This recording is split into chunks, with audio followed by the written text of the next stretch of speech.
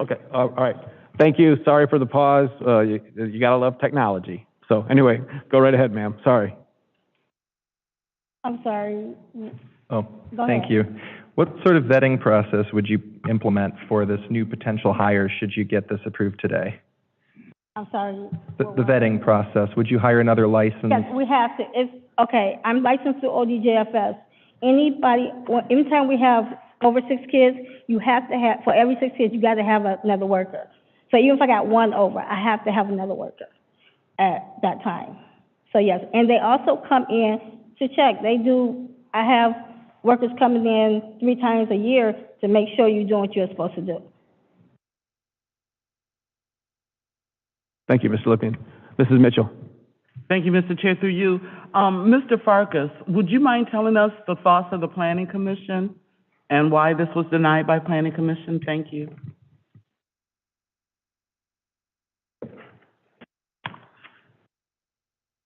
Mr. Chair, through you. The Planning Commission considered my report, which hopefully you guys all have a copy of. I go into great detail in these reports because the codified ordinance is very clear of the specifics that have to be met in order to do a daycare of this style.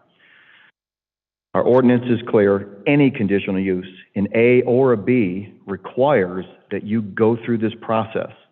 Unfortunately, this one that currently is active has not, but is now trying to go through the process to add more children. Planning Commission has considered this. They've had many of these types of cases over the last couple of years, and it seems becoming more and more prevalent. And I always defer to Planning Commission on the 8 requirements that have to be significantly and substantially met. And on page 2, I give the requirements for the building code just as a precursor of what's needed from the State Board of Building Standards. And I also give my recommendations in regards to what review I've completed versus what our local law requires. And on page 2, if you look at number 1, for instance, this requirement is the size, 30,000 square feet. This current lot is 8,000 square feet. So I asked the panel, does this substantially meet what our law is requiring? And we progressively went through all the items, one at a time, indicating what's required. And again, I don't make the rules. I just bring this before the panel and they make a decision. Ultimately, we can come here. The panel did deny this, as I think one of the comments were we could have these up and down the entire street. And my response was, the goal is not to have that. The goal is to keep these separated and to give adjoining neighbors, which in most of these residences are an arm's length away. This is intended to give some breathing room and some stretching. That's what the zoning code is requiring. So, Mr. Chair, through you to Mrs. Mitchell, I hope that answers your question. Thank you. Are there any more questions? Mr. Lippian. Quick question for Mr. Farkas. Can we think of any exception that makes this a sui generis kind of case? I know she mentioned the only, within 3 miles, the only child care facility that's open 7 days a week, 24 hours, I think she said. Is there any exception that you can think of that would press you or persuade you in any manner? I can't speak for the adjoining neighbors. I just have to weigh what our law states. And that's for the panel to decide to whether there's any special exceptions that they feel may fit the need. I just have to look at these as how many have we permitted to date? Are they within a certain radius? Does this meet the compliance of the building code? And unfortunately, I almost have to say no, but this decision is yours.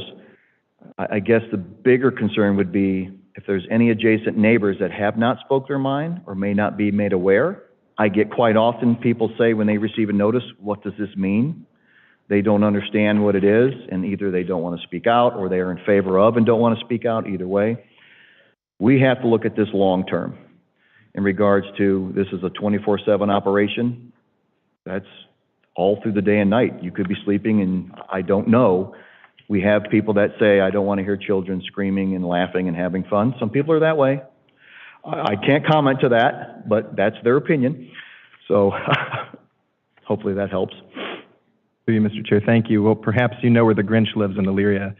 We can seek him out.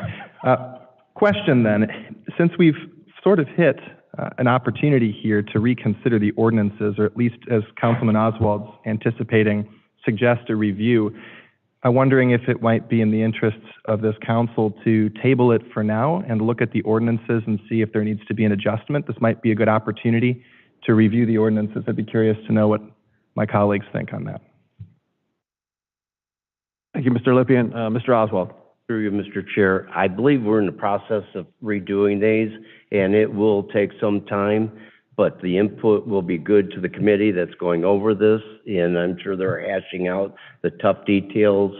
And if it's okay, Mr. Chair, if I could ask one question off of that, is that I'm not going to hold you, Mr. Farkas, to the answer, but it seems like when I've been on council and we voted, when these come up, in the same situation comes in, I think that the vote has always been to accept them being able to do it.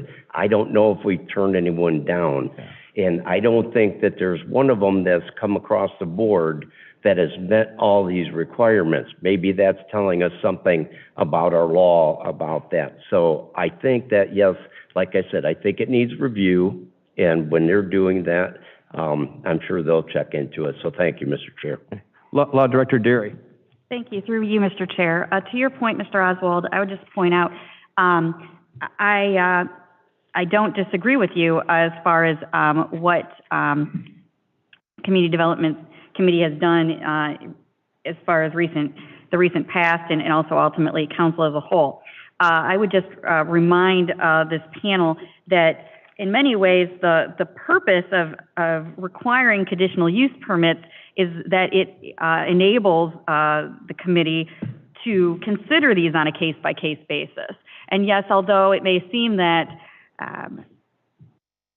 again, in the recent past, that all of these have been granted, that there may come a situation where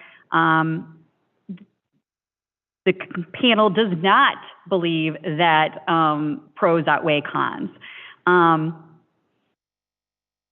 One thing that I wanted to ask Mr. Farkas to explain to the panel was the applicant mentioned potential employees, and if Mr. Farkas, if you could just speak a little bit to the parking, what's required of this, and if there was anything at Planning Commission that was discussed as far as employees, and if there is a need for employee parking and that sort of thing? Mr. Chair, through you to Law Director Deary, that's a great question because that's quite a common topic in regards to these daycares is traffic flow. And you go into a concern of what's called stacking. Certain cars may line up at a certain time of picking up their children. You have an existing residential home that was not designed to do that. It may have 1 or 2 vehicles in the driveway where it could have 3 to 5, even more. Could be in the road, could be blocking other driveways, the weather could be poor. It may force people to go elsewhere. As far as employee parking, now we're talking the realm of home occupation in regards to meeting the requirements of noise, parking requirements of Chapter 1175, which this particular conditional use does not consider because it doesn't want to have that kind of permanent parking. It wants to be almost like a transient mentality. Comes in, you leave, off you go. Number 7 says drop off and pickup should only be located as not to impede traffic safety. We asked this question through Planning Commission, what does that mean? Does that mean at the curb? Does that mean at the house, near the house? Can that be accomplished if there's more than one person in the driveway?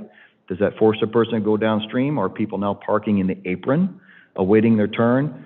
What about the person in front? How do they get out? It raises so many different things. That's why this code is designed to have this breathing room. You have a large area, large setbacks that may accommodate a double-wide driveway, areas for people to straddle and pull in and not impede traffic. So it is a concern that I asked the Planning Commission to consider as well as Council. This is Davis, then after that will be Mr. Tollett. Through you, Chair, I'm not on this committee, but I would be really interested into seeing the survey from the neighborhood. That's important. who's in the neighborhood and what is the neighbor saying? And I know you have a radius of that, not just next door or just right across the street. I'd like to know what was your take on it when you did a survey from the neighborhood? I did a survey for the neighbors from the front side and the next street over. The ones in back of me and everywhere.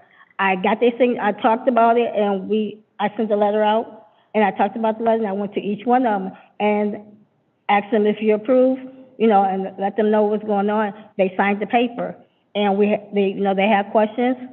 I answered them. I even gave them my number. If anything come up, let me know. We're neighbors. But they never had an issue with me, so they was like, oh, I didn't even know you was there. So I was like, okay. So I did go around to each one of my neighbors and talk about it and let them know what I was trying to do and see if they was for or against me. And they signed the paper. It's like, okay, this is fine. So I did do that also. And as far as parking, I don't have parents that come in and stay. They drop off their kids, they leave. It's an in and out thing. Everybody don't come at the same time also. I have 5 parents right now. I don't know if y'all have a copy of my thing. Well, I can just tell you. I have a parent got 5 kids. They just come on the weekends. They come during the day. They come from 5 o'clock to 2 o'clock. But I also got another parent come at 4 o'clock. But they all night. So that's it. They don't even see each other. So that's the kind of traffic it is. It's not like there's 5 cars there all the time. No, because I don't have that kind of space, and that's not what we do. We don't sit around and talk. No, you drop off your kids, you leave, they gotta go to work. I do it during the week too, after school. The kids come after school. Some I pick up, and when the parents come and get them, everybody leave at different times. Some people get off at 6 o'clock. Some people don't get off till 9 o'clock, 10 o'clock. So that's what I'm saying. It's in and out. It's not like it's a whole bunch of traffic. That's not what it is. Yes, I have a driveway. My car can go in the garage.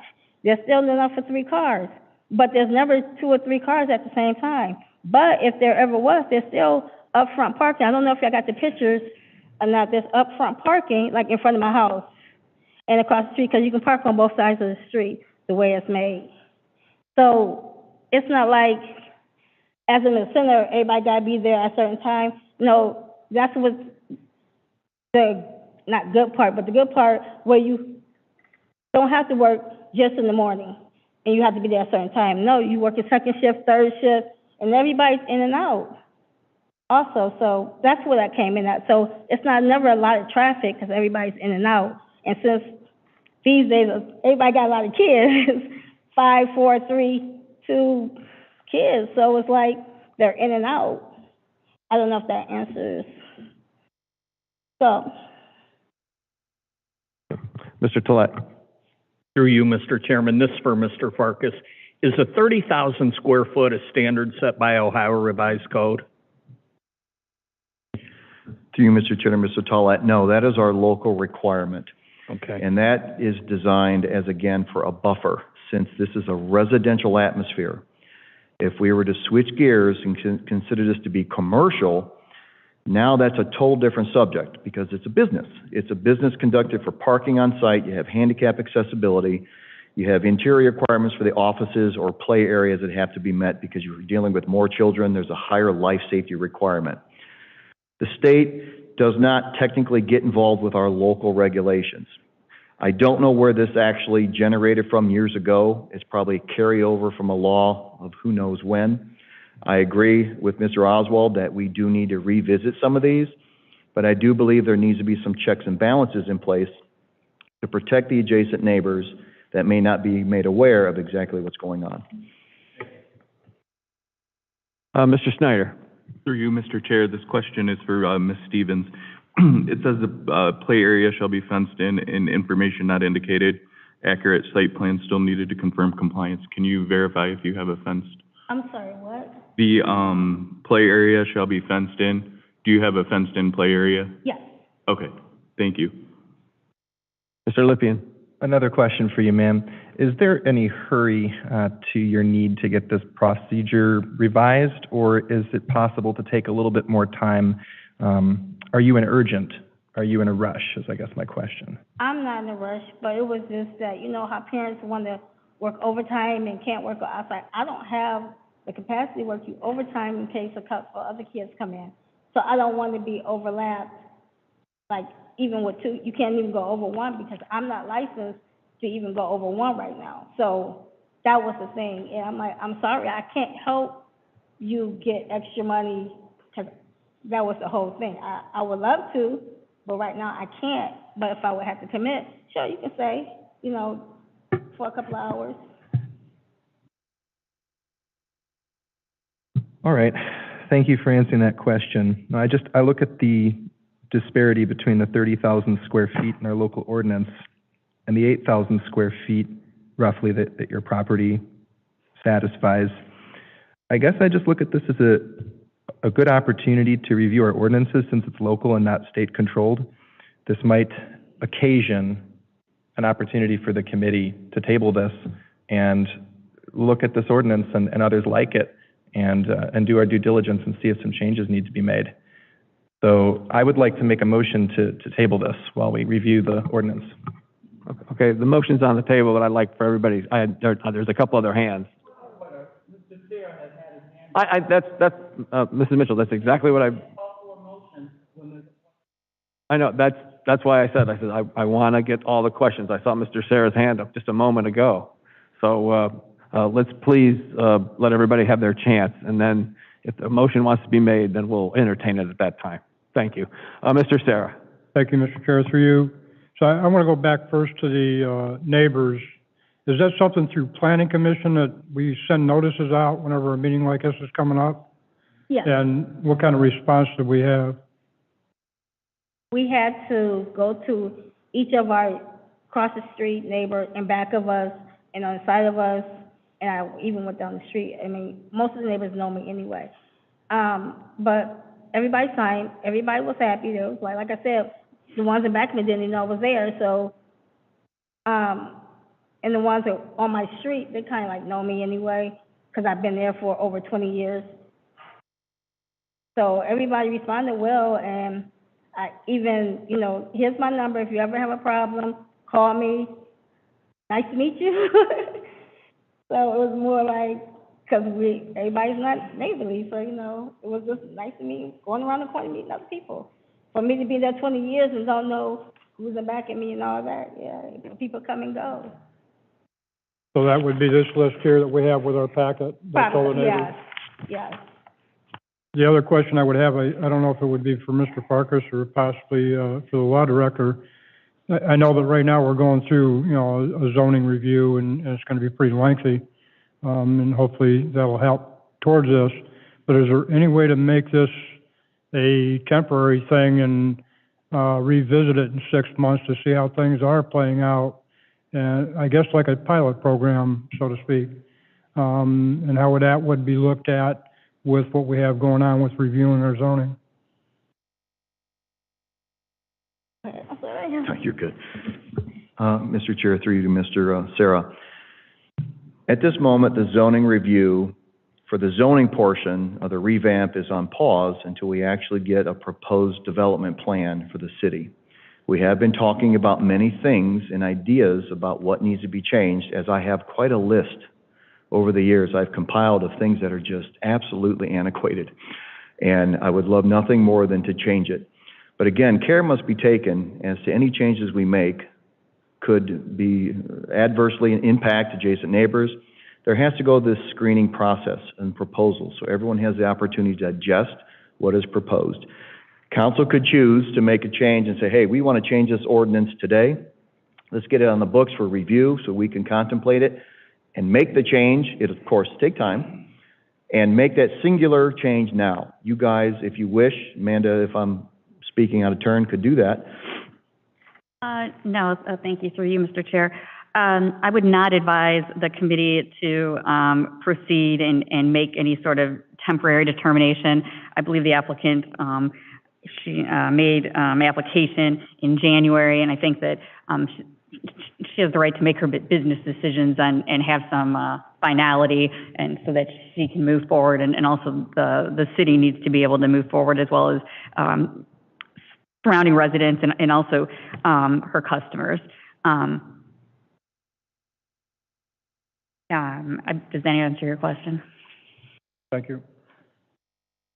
If I may, I thought the interpretation was the proposal to Mr. Lippian table, revisit this thought and perhaps promote a change, get that change established in advance of our zoning revamp. If we propose to do that now, that would be on the books, and that'd be one less thing we would have to do. That's how I took that question. I'm sorry, Mayor Whitfield. No, thank you, through you, Chairman.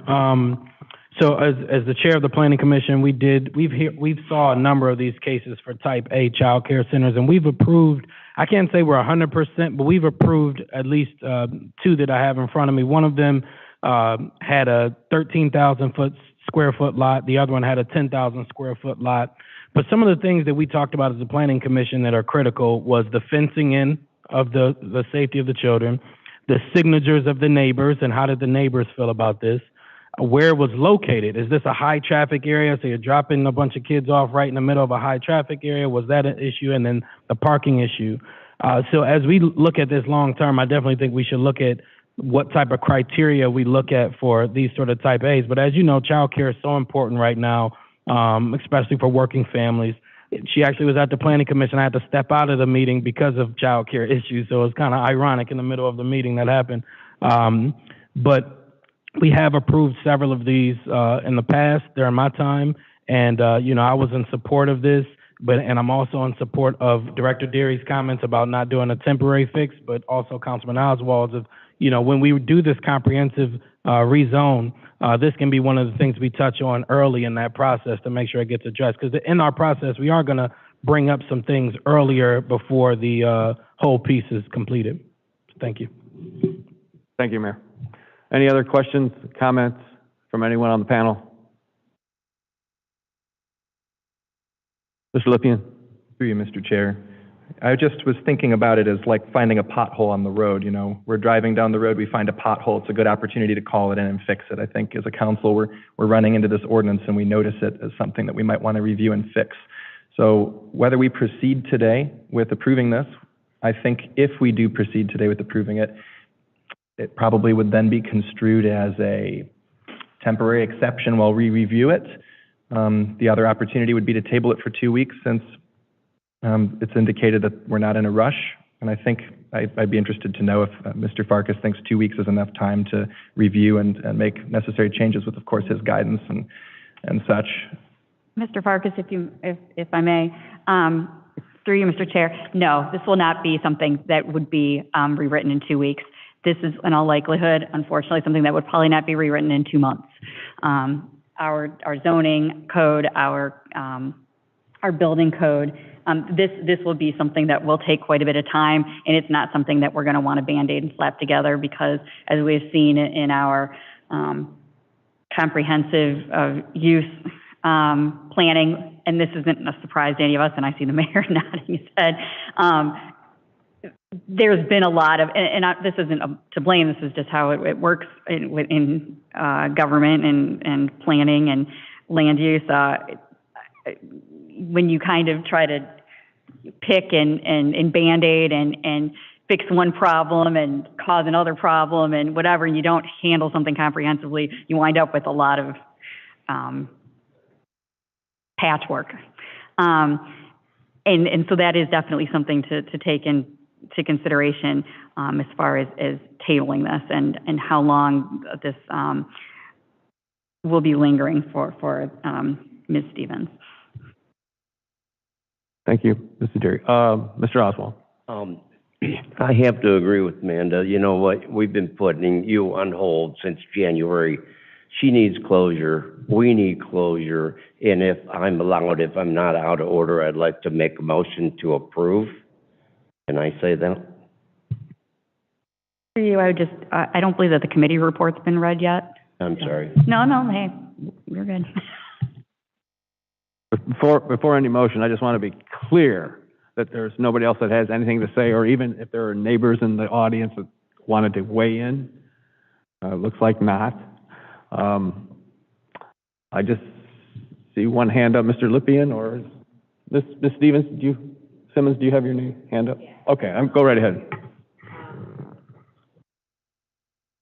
I could see if she was trying to add like 6 children per shift, but she's just trying to overlap and give some parents, you know, where they can work overtime. She's not trying to add like the whole amount, and I don't think it would be a big deal from what she's doing now. She's just allowing a couple of parents to get a little more money, so, you know, I don't think it's a big deal, like she's trying to add 18 more kids or for full shifts. So, I mean, even though I'm not on this committee, it seems that, you know, if the committee is going to do whatever, they should take that into consideration. Thank you, Mrs. Simmons. Law Director Deary. Through you, Mr. Chair.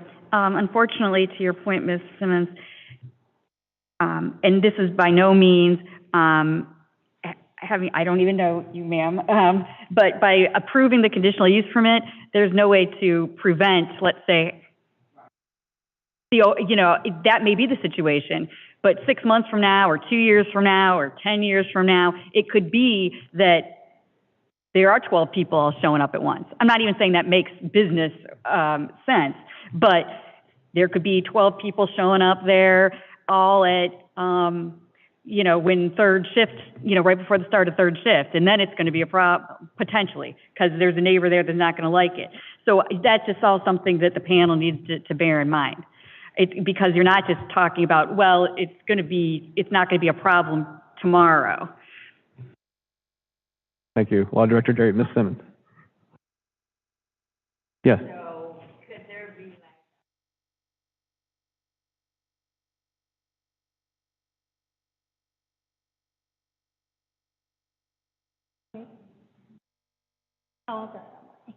So, yeah. Through you, Mr. Farkas, I would defer to you as far as, the conditional use and how nitpicky we would get, and as far as enforcement of that, and Through you, Yeah. Mr. Chair, to Law Director Deary, I would caution against that, because the more you start singling out and designing specifics, you have a hard time recalling what you applied to one when another comes before you. That's why the ordinance is very clear and has those 8 designated guidelines. It gives you that playbook of what you're supposed to consider, absorb, and go, what is the best use of what they're proposing? It gives you that box to work in. If we start going outside that box of what ifs, we could be here a while. Mr. Lippian. Through you, Mr. Chair. Thank you. Well, I still think that it bears review. We could pass it today. I think it should be conditioned then on us taking a robust overlook at this as another opportunity of another ordinance pothole that we've run into that we should review and consider with Mr. Farkas's oversight. And Mr. Farkas, I would love to see that list of ordinances that you've identified that are antiquated. I'd love it if you could share it with the council, because I think we should do a comprehensive review of our ordinances. So based on the discussion today, I suppose I could be persuaded to pass this today, as long as it's conditioned on us taking a serious look at this ordinance and others. Thank you, Mr. Lippian. Mrs. Mitchell. Mr. Chair, through you to Law Director Deary or Mr. Farkas, if we pass this today and then we look at the ordinance and say, okay, we're going to change X, Y, and Z, we can't go back to her and say, okay, psych, you don't get the permit. We can't do that. Am I correct in that thinking? If Mr. Lippian says we could pass it with conditions, how do we do that? No, if the law down the road, say 6 months from now, were to change, that would have no bearing on what would happen at council if the committee report is approved today. That's true of, to be fair, of any number of things. So. Mrs. Mitchell. Mr. Chair, if I may, Ms. Stevens, I admire you for helping families, and I know you work hard and you support the families, but the Planning Commission is there for a reason, and they have set rules and guidelines, and that's what we use when we look at conditional use reports. What does the Planning Commission say? Because they're the experts in this. We are not. So because there are so many of the conditions that are not met, I'm inclined to vote no for this. Thank you. Thank you, Mrs. Mitchell. Mr. Lippian. Sure, yeah, and to Law Director Deary's point, I believe they colloquially refer to that as being grandfathered in.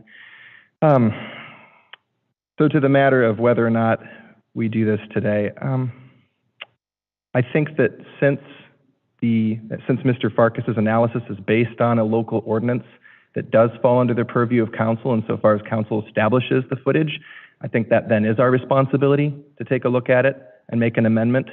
So I would be willing to pass this today with the understanding that we should review with Mr. Farkas's oversight and make an informed decision as a council on whether this is one of those antiquated legislative potholes we need to reconsider. Thank you. Mayor Whitfield. Thank you, Chairman. I just wanted to address Councilwoman Mitchell's comment about the Planning Commission. So I think the Planning Commission has been tired of seeing these, so they're just like, the ordinance says this, send it on to committee, because we've passed some, we've not passed others, and they're like, all right, we want council just to address this issue instead of us deciding it here. They kind of want y'all to decide because it's an ordinance issue.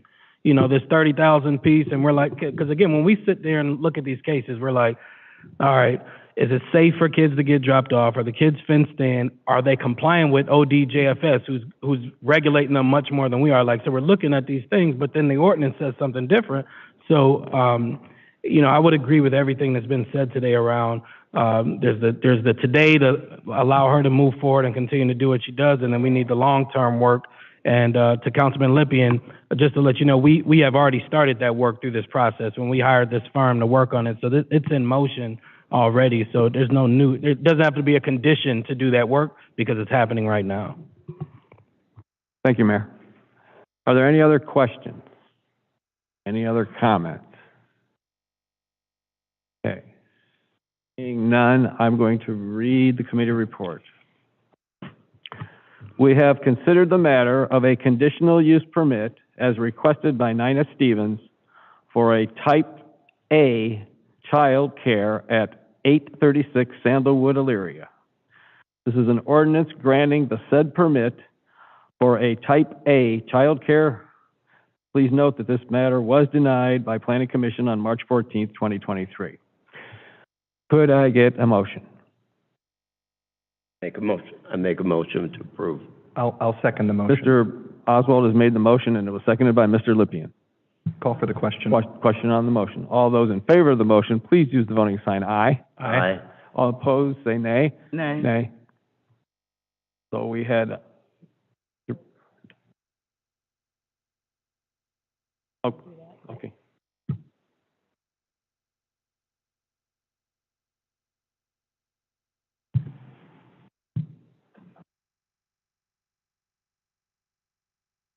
All right, committee, we'll take a roll call vote. Mitchell, how do you vote? Nay. Mr. Lippian? Aye. Mr. Oswald? Aye. Mr. Schneider? Nay. Mr. Callahan? Nay. There's 3 nays and 2 ayes. So through you, Mr. Chair, this will move forward as a minority report. So if the voting members would sign the committee report accordingly as you voted, thank you.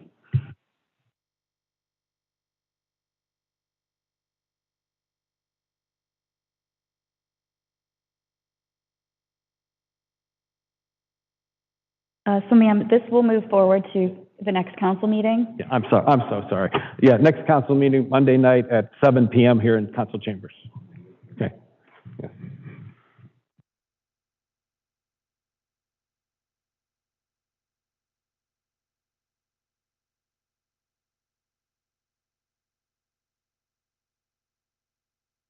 Okay, one more item for community development. And that will be the matter of a new liquor license as requested by Carter Management Corporation, 801 Foster Avenue, for a permit D3. Police Chief Pelko. Thank you, Mr. Chair, and through you. So it's become to my attention that Carter Management has filed for a liquor permit. So Angela and Anthony Carter of Carter Management were the previous owners of T&A Bar. We've had numerous issues when they were the owners of the managed this bar. They operated business in a manner that demonstrated disregard for the laws, regulations, and local ordinances. From January of 2014 until December 2016, there were a total of 117 calls for service, to include a murder, 46 disturbances and noise complaints, numerous assaults, robberies, shots fired, and drug trafficking complaints. On 8/5 of 2015, I personally contacted management and had a candid conversation with them about the problems and issues with their establishment. Management did nothing to curtail the problem as they continued. Area residents were concerned as well, as this location has gotten out of hand during these years. There were bullet holes in homes, gunshots constantly being heard from this area. Patrons would sit in their cars and play loud music. There was yelling, screaming, fighting, gunshots almost every weekend when they were open. I would respectfully oppose the issuance of the liquor permit to Carter Management Corporation to include Angela and Anthony Carter. I'll entertain any questions. Okay, thank you, Chief. Are there any questions from, I'm sorry, Law Director Deary. Through you, Mr. Chair, and just to piggyback on the Chief's comments, I would just note that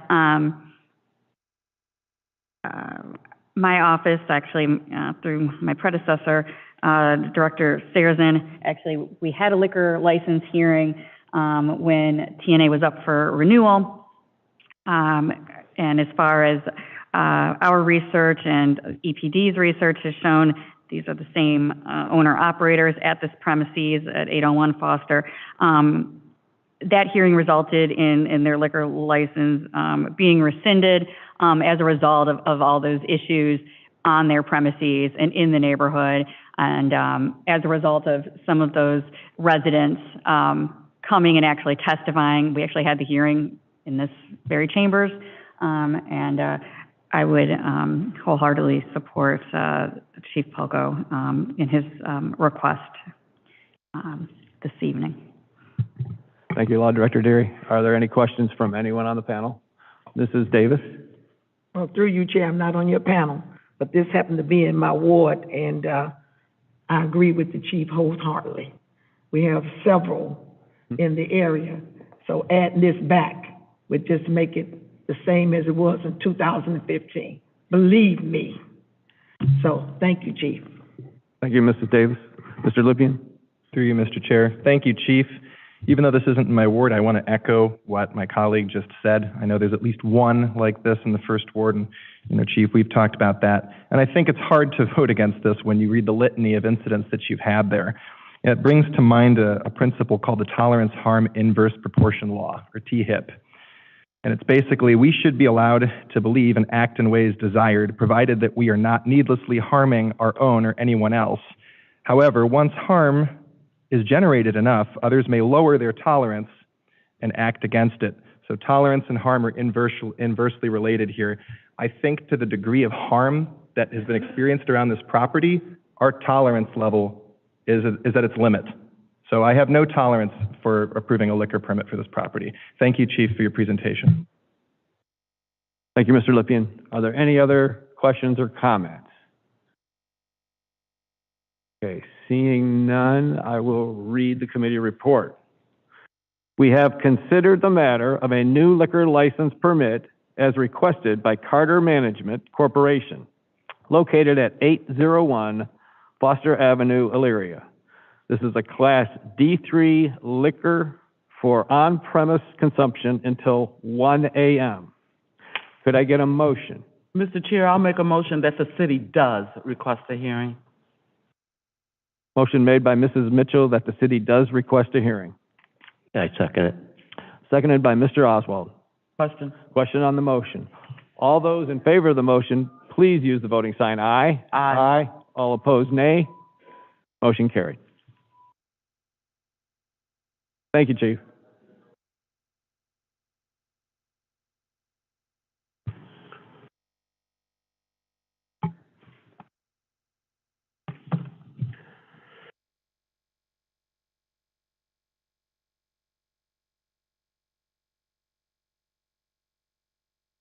Okay, at this time, I would ask Mr. Stewart to please call Finance. I'll call finance to order. Thank you, Mr. Stewart. We have two items on the agenda for the joint meeting tonight. The first one is the matter of a review and approval of the recommendations of the Elyria Economic Development Committee. CD Manager Mona. Good evening, everyone. Yes, this is that time of year where we review all of the municipal income tax agreements. We only have a handful. And the process for that is we're in communication with the companies. They send us a report. They send us their payroll information. John Farrell and I get together and we make sure that all of the information is cohesive, and we make a recommendation for the Elyria Economic Development Committee to review as far as the company's agreement and as they're meeting their agreement requirements and whether or not they're going to receive an income tax reimbursement based off of increased payroll and what they've said that they were going to do. So, and then that's what we did this year, and the Elyria Economic Development Committee put forth the report that you should have in your council packets. We have currently an agreement with Duraline, Multilink, Perry Fiberglass, Community Star Credit Union, Nelson Stud Welding, and Hydro Air. And the results of what they said are all there. There wasn't any issues with them. There were 4 of them that will receive an income tax reimbursement. There were 2 that they won't be receiving one this year because their payroll fell below their baseline. So that is, there any questions? I don't know if you want me to go through each one of them. Okay, thank you. I don't have a question, but I do have a comment. I certainly appreciate the work of the committee. You know, these agreements will continue to bridge the partnership the city has with these outstanding businesses. So thank you very much. Are there any other questions or comments? Mr. Tollett? Through you. I just wanted to tell you what a great job that you do. We were prepared when we went into the meetings. And just for the audience, it's very black and white. They either make their compliance or they don't make the compliance. There's no exceptions to it, so. Yeah. That's all I had. Thank you. Thank you, Mr. Tollett. Any other questions, comments? Seeing none, I'll read the committee report. We have reviewed and approved the recommendations from the Elyria Economic Development Committee. This is a resolution adopting the recommendations of the Elyria Economic Development Committee, which met on March 27th, 2023. Could I get a motion from Community Development? So moved. Second. Motion made by Mrs. Mitchell and seconded by Mr. Schneider. Question. Question on the motion. All those in favor of the motion, please use the voting sign aye. Aye. All opposed, nay. Motion carried. Can I get a motion from finance? So moved. Moved by Mr. Sayers, second by Mr. Schneider. Is there any further discussion? Question? All those in favor signify by saying aye. Aye. Opposed, nay. Motion carried.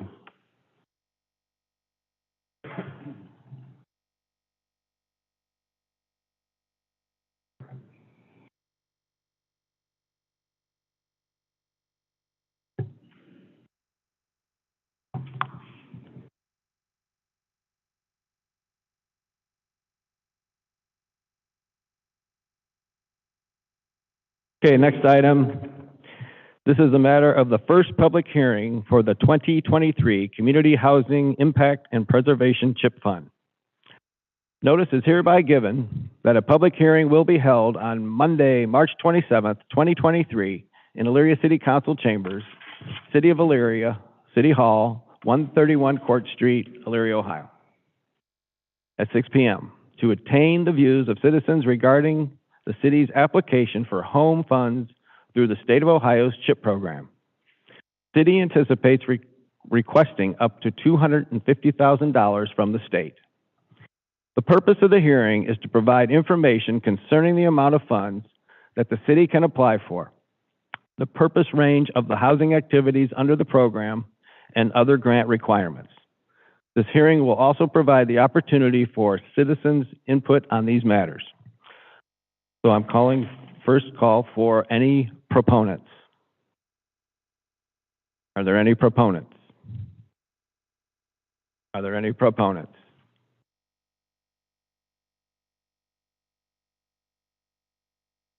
Yes, we are applying for the State of Ohio's CHIP program. We apply for this every other year.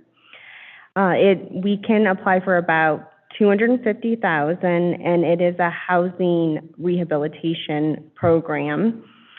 We do have a community development block grant home repair program, which we have all year, every year. And that allows for us to address one issue: electrical, plumbing, HVAC, roofing, flooring, not aesthetic things, things that we need to keep our houses safe and within code. That cap is at $15,000. So this grant allows us to go up to $46,000 and address the entire house as long as it falls within that budget. So although we can do more, unfortunately with $250,000, it is a little bit more competitive. Although it's not, the ranking is not based on performance. It's based on like how bad the house is it in our target area, that sort of thing. So we can usually only do about 6 with the budget that we have. So we are, like I said, we are in the process of applying for that. Our application is due in June, and it would start in 2024. So there is a few activities that we can do. We can do owner rehabilitation. So this provides financial assistance to income-eligible homeowners to correct issues with electrical, plumbing, that sort of thing. We can do rental rehabilitation, which is basically the same as owner rehabilitation, except this is for the renter-occupied housing stock. There is home ownership assistance, which provides financial assistance to households to purchase home through closing cost assistance, down payment assistance,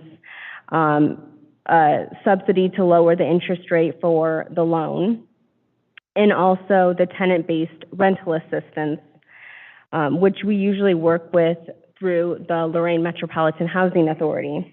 So this activity provides financial assistance to property owners to subsidize their tenants' monthly rental payments. So they're not paying over 30% of their annual or of their monthly income. So basically it gives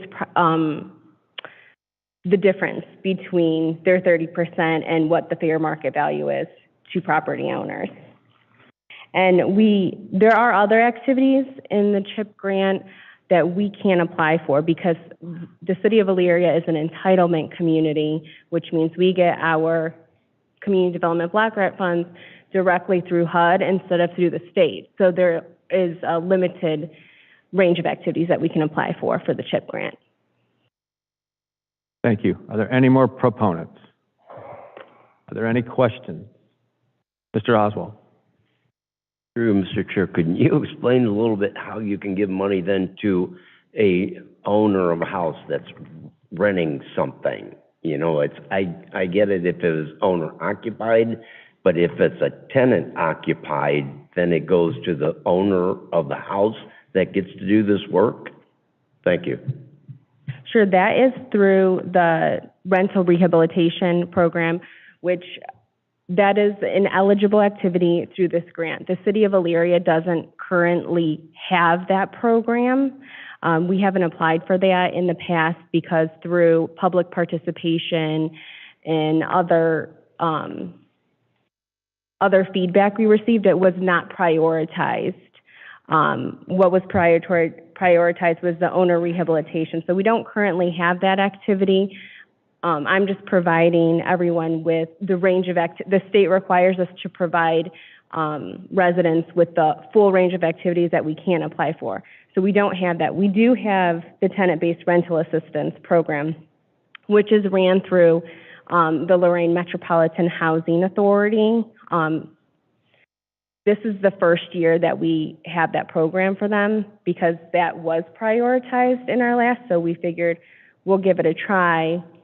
Council only funded a small amount to see how that goes, and we actually haven't, we have an active agreement with them, but they haven't really applied for, like, drawn any of those funds down, so unfortunately, I don't have any feedback on how they're doing with that program right now. Okay, thank you. Are there any more questions? Mr. Lippian. Thank you. Through you, Mr. Chair, I just wanted to make a point of order. As Law Director Deary has noted before, we have an Open Meetings Act. We can't do sidebar conversations that aren't on the record, so just a reminder to keep everybody's comments on the record, please. Thank you. Are there any other questions? Mrs. Davis. Through you, Chair, just a comment that from this office of Community Development, they do an awesome job for the city. And I just want to say thank you because I know I've had some interaction with the office. So it's just good to know that we have this available for the residents in our area so that they can take advantage of it. So just thank you and just keep up the good work. Thank you. Thank you, Mrs. Davis. Okay, seeing no more questions, I'll ask for any opponents. Are there any opponents? Are there any opponents? I declare that this public hearing has been held.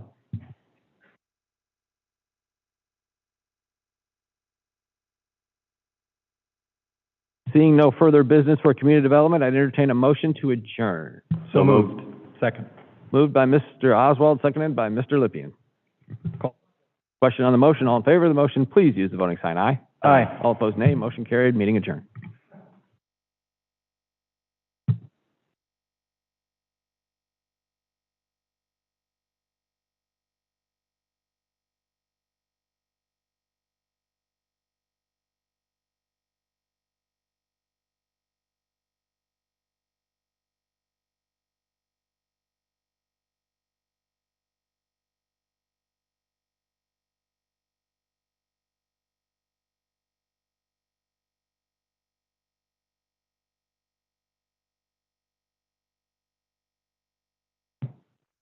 Did they start moving any more of those fiberglass wings?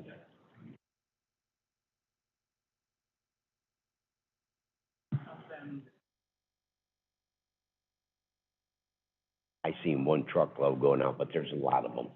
Yeah. Oh.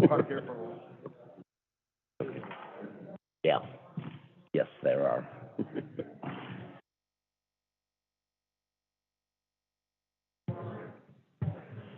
Finance meeting will begin in a couple of minutes. We have a couple of people stepping out. That moment when I called the motion, you had a question. I just didn't notice.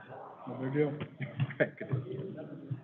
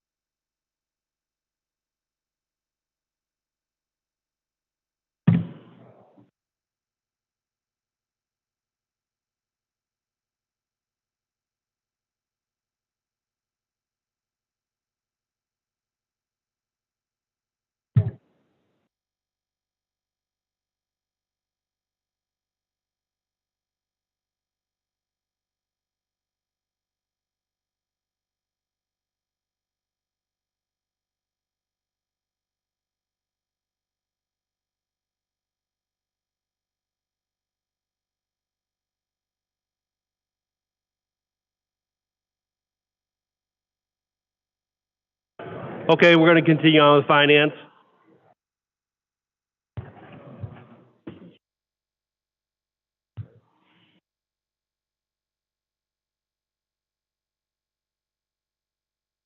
Okay, before we start the meeting, items number 7, 11, and 12 will go into pending items.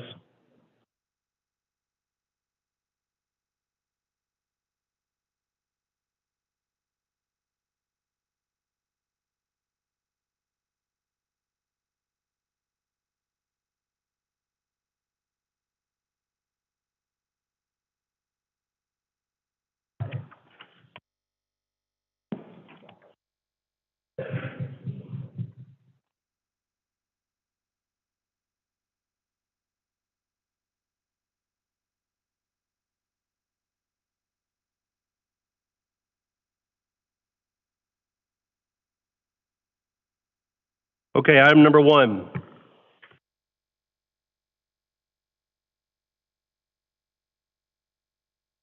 We've considered the matter of an Ohio EPA Division of Environmental and Financial Assistance grant in order to authorize the mayor to apply for and accept, if offered, the said grant or forgivable loan amount to be applied for is $5 million for the renovation and expansion of the water pumping plant. Can I get a motion to get it on the floor? So moved. Second. Moved by Mr. Sarah, second by Ms. Davis.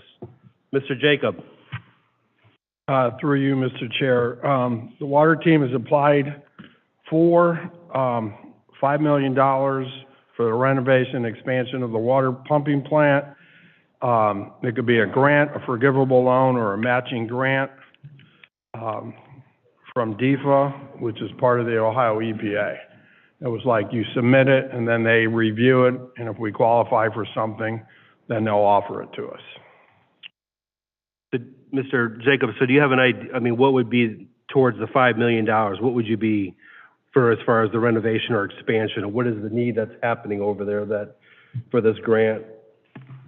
Well, we're trying to be proactive and take care of the plant before it gets to the point where I'm here as an emergency trying to get money spent. We're trying to expand the capacity of the plant so we can sell more water in the future, which will bring in more income, which in fact will keep the water rates lower. Okay. Does anybody have any questions in regards to Mr. Sarah? Through you, Mr. Chair. So if this comes back as a matching funds grant, and it's kind of out of the question at that time, we can refuse it? Not that we would want to necessarily, but economically, I mean, I don't know what kind of number it would be, you know, as far as the matching fund. For you, Mr. Chair, it'll be at council's pleasure what they want to do. Thank you. Mr. Jacob, is this an emergency? You need to have this as an emergency? Yes, because we've already applied for it. Okay. Does anybody else have any questions in regards to what's being brought before us here for Finance Committee? Okay. Does the motion concur about the emergency? Concur. This motion does and the second does? Is there any further discussion? Question. All those in favor signify by saying aye. Aye. Aye. Opposed, nay. Motion carried. Thank you, Mr. Jacob.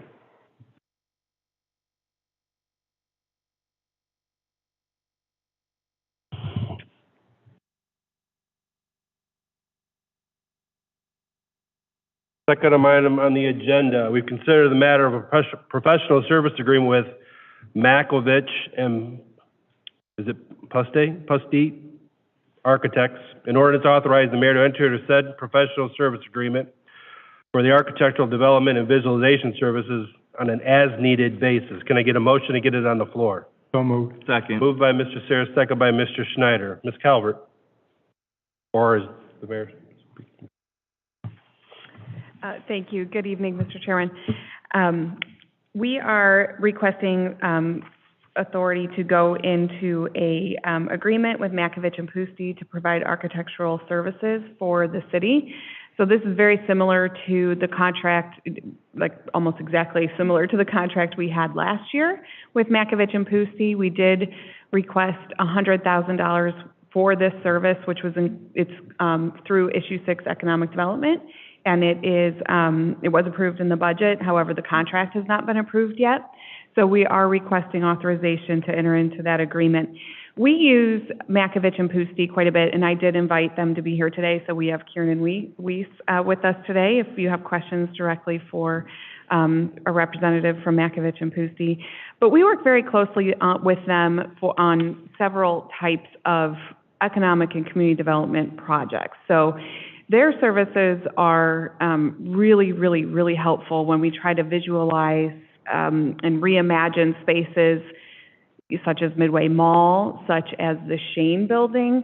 A pocket park is we're looking at doing visualization services for a pocket park this year. So we have a number of projects that we use them on, and then when we do have an opportunity that comes up where we, for lack of a better word, we're trying to provide a sales pitch to a potential developer, those services are really invaluable to help them see the future that we see for the city of Elyria, and it makes them just feel a little more confident that the city is going in a direction towards redevelopment on these things. It looks like we're being thoughtful about it, and it captures the imagination of people. And honestly, we've had great success in then moving projects forward based on those visualization services.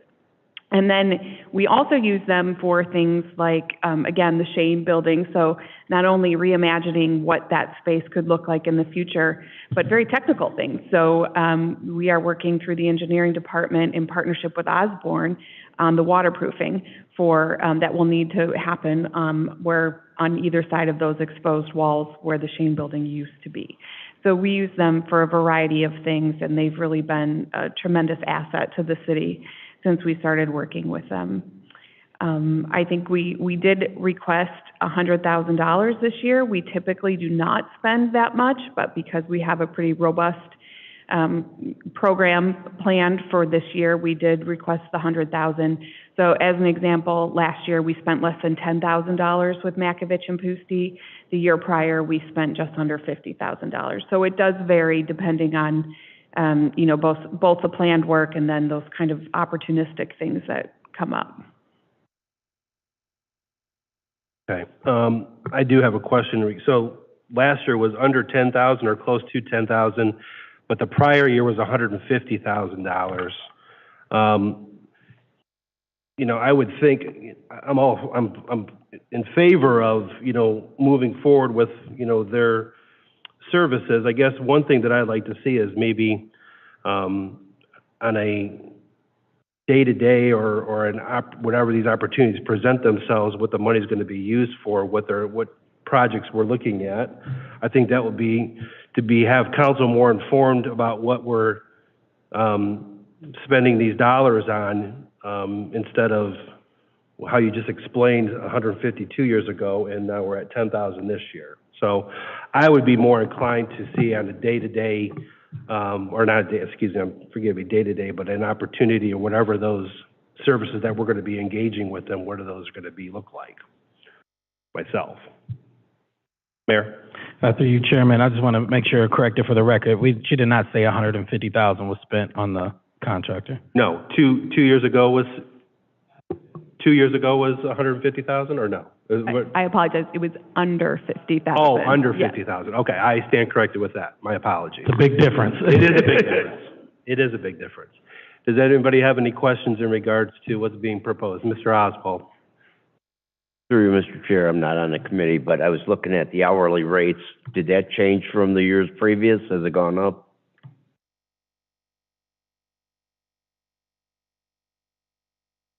Welcome. If you could, please state your name and address for the record. Yep. My name is Kieran Weiss. I'm at 6005 Pear Avenue in Cleveland. Our office, Makovich and Pusti Architects, is at 111 Front Street in Berea. Our rates did change ever so slightly just to adjust for inflation. I believe that our average rate increase for the year is approximately 4%. Thank you. Does anybody else have any questions? Mr. Tolet? I am inclined, through you, Mr. Chair, I'm inclined to pass this tonight, but I concur with Mr. Stewart. For full council, if you could bring an itemized list, a more itemized list of pending projects, something, a bullet point sheet of potential projects. That'd be helpful. We can do that. That's no problem. Thank you. Is there any further discussion? Question. All those in favor signify by saying aye. Aye. Opposed, nay. Motion carried. I have another pen coming.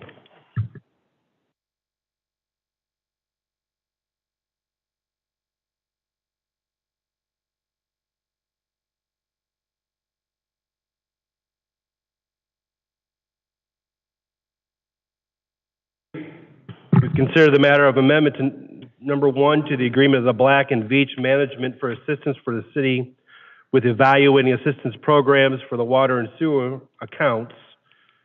An ordinance authorizing the mayor to enter into said amendment with Black and Veatch for the evaluating of options for the said programs. Can I get a motion to get it on the floor? So moved. Moved by Ms. Davis, second by Mr. Schneider. Engineer McKillips. Through you, Chairman, do you mind if I could set the context for this, please? Sure. Thank you. So we spoke a couple meetings ago about establishing some sort of customer assistance program for our utility, our residents that utilize our utility. Councilwoman Davis is one of the folks that brought this to the forefront. Her, myself, and Director Connor have had a couple meetings as we've gone through what this could look like, both from a short-term and long-term standpoint.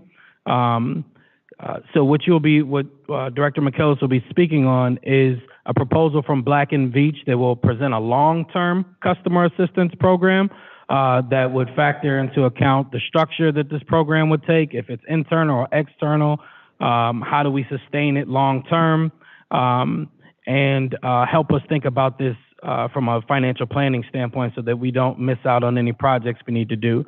What we committed to in that meeting, in that previous meeting to you, Councilman Stewart, you asked me, when would we have the short-term solution to you?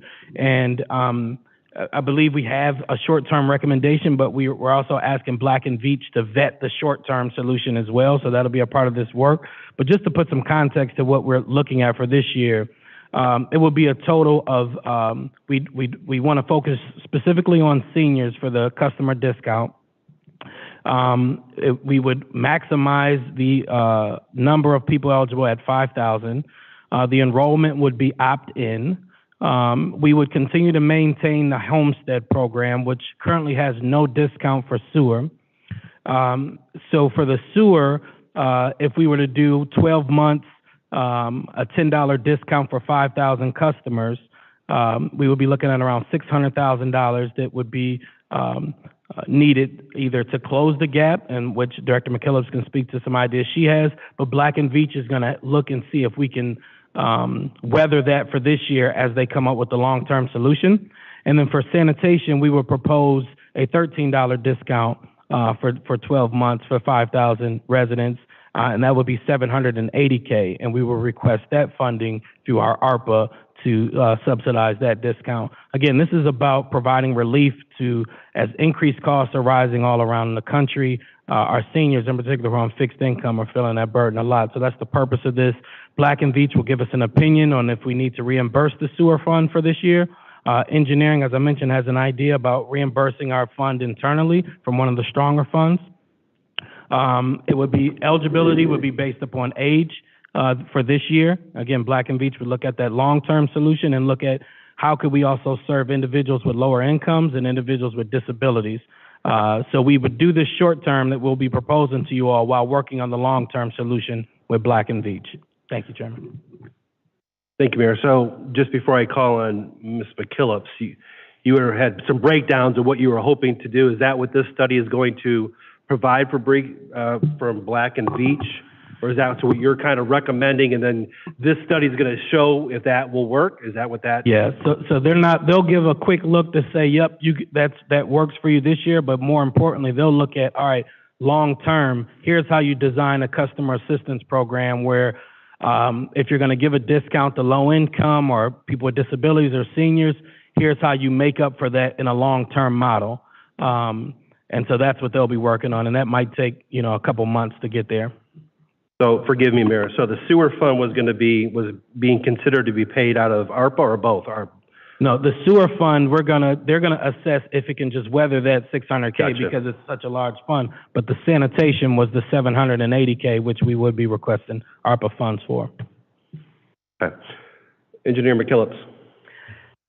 Through you, Chair, Mayor provided quite a bit of information already, so I don't want to duplicate that. But I do want to say that Black & Veatch has worked with us for several years on our rate model. They created the rate model starting back in 2017, and they worked with the city through our negotiations with the U.S. EPA and DOJ. This amendment would, like Mayor mentioned, would provide the opportunity for them to assist us in creating an assistance program for seniors and or low income. Thoughts for subsidizing the sewer portion of the discount for this year would be, one, obviously look to see if we can support the discount without doing anything. But the other option is to supplement the discount using our stormwater funds. Our wastewater group, and we can be justified, our wastewater group does a lot of work on the stormwater system, and currently we do not subsidize their work with our stormwater funds. So there may be a possibility there to do that if this is something that ends up moving forward. Okay. Finance Director Pulaski, I don't know, for the conversations with the administration, and I guess if this committee moves forward, it'd be paid out of these, the attached ordinance. Where would this additional $55,150 be coming from? Through you, Mr. Chair, I believe that would be split between water and sewer. Okay. Water and wastewater. Do you have any comments in regards to what's being proposed? No, I think actually the stormwater fund could handle, if it comes to that, and reimbursing the sanitation fund with ARPA money, I would say would be okay, because the sanitation fund, as you know, I've reported many times, is struggling. It loses money every year, and we haven't been able to purchase trucks out of the sanitation fund. Last year, we purchased 3 trucks for a total of close to $900,000, 2 out of issue 6 and 1 out of the ARPA fund. So at some point in time, we are going to have to take a very hard look at the sanitation fund and what we're doing there. So. Thank you. Any questions in regards to what's being proposed here tonight?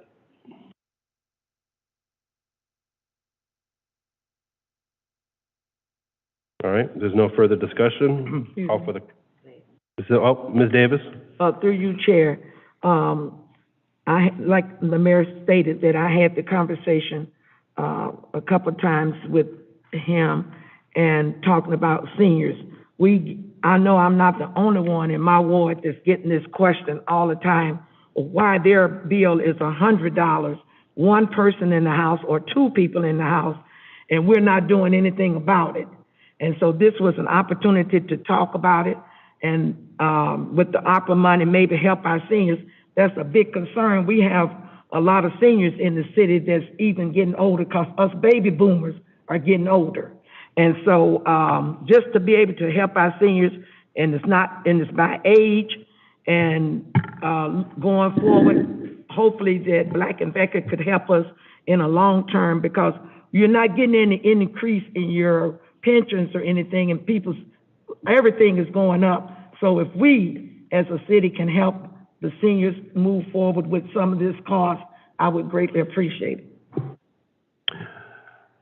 Thank you, Ms. Davis. Ms. McKillips, if this committee moves forward and ultimately full council moves forward with that, what are we looking for, a timeline for something like this? Has that been discussed as far as this coming back to this committee or utilities? Well, we'd like to get this passed as an emergency. Timing-wise, Black & Veatch would like to have a their study completed by June, by the end of June. That would give us time to review what they provide and see what we need to do in order to get something in the works permanently for next year. Okay, thank you. Mr. Lippin, I think did you have your hand up before? Go ahead. Thank you. Through you, Mr. Chair. I was just going to echo what Councilwoman Davis just said. I have a lady in my ward who is an elderly woman and also has to sometimes choose between insulin and food, with her water bill being as high as it is with just her in domicile. So I do know that it does affect a lot of residents, and I think that it would be a good idea to review, ways we can assist them. And just to remind everybody, we have the Office on Aging. I ended up forwarding that resident to the Office on Aging, and she was able to get food and some other assistance, the PIP program and things like that. Good things to keep in mind for the public's interest. Thank you, Mr. Lippian.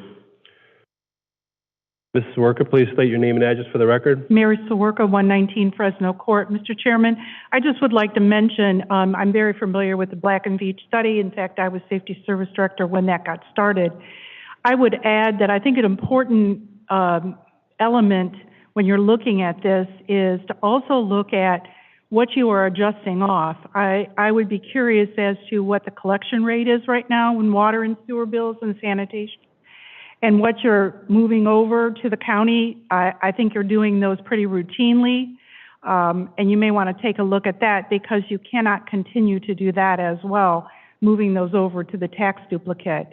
And I think that that's pretty routine what you're doing. So I think that that should be part of what Black and Veatch also looks at, is the uncollectible, what you're writing off, what you're adjusting, what you're moving over to the county tax duplicate. Thank you. Thank you, Ms. Sawerka. We'll take that under advisement. Is there any more further discussion? This needs to be an emergency according to Ms. McKillips. So does the motion concur with the emergency?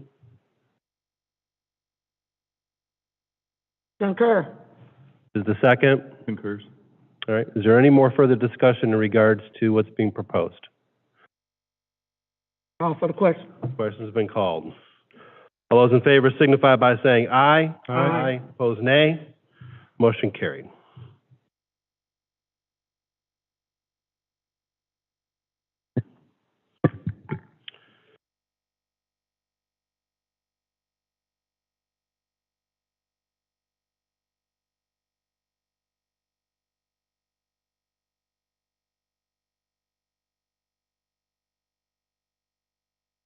Item number 4, we consider the matter of a contract for the 2023 West Avenue Waterline Replacement Project. An ordinance authorizes the mayor to advertise for bids and award a contract for the said waterline project. Monies have been appropriated in the 2023 budget. Can I get a motion to get it on the floor? So moved. Moved by Mr. Sierra, second by Mr. Schneider. Engineer McKillips. Through you, Mr. Chair, this is a request to advertise and award a contract for the 2023 West Ave Waterline Replacement Project. The water line that's to be replaced is between 3rd Street and 8th Place on West Ave. We are looking to get this water line in place in the ground prior to proceeding with any resurfacing of that section of West Ave. We currently have an OPWC, Ohio Public Works Commission project that we're hoping to get funded for this year. Okay. Does anybody have any questions of what's being proposed here for the water line replacement? Call for the question. Is this an emergency as well, Ms. McKillips? Suspension of rules is fine, thank you. Okay. Question's been called. All those in favor signify by saying aye. Aye. Aye. Opposed, nay. Motion carried.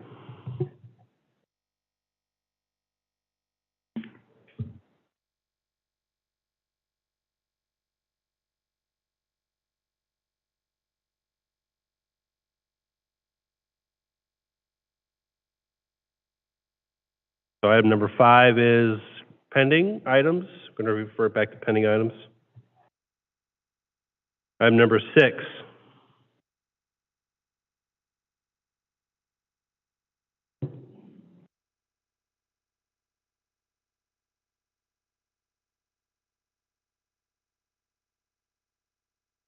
We've considered the matter of the purchase of radio equipment for the Elyria Fire Department. In order to authorize the mayor to advertise for bids and enter into a contract for said radio equipment.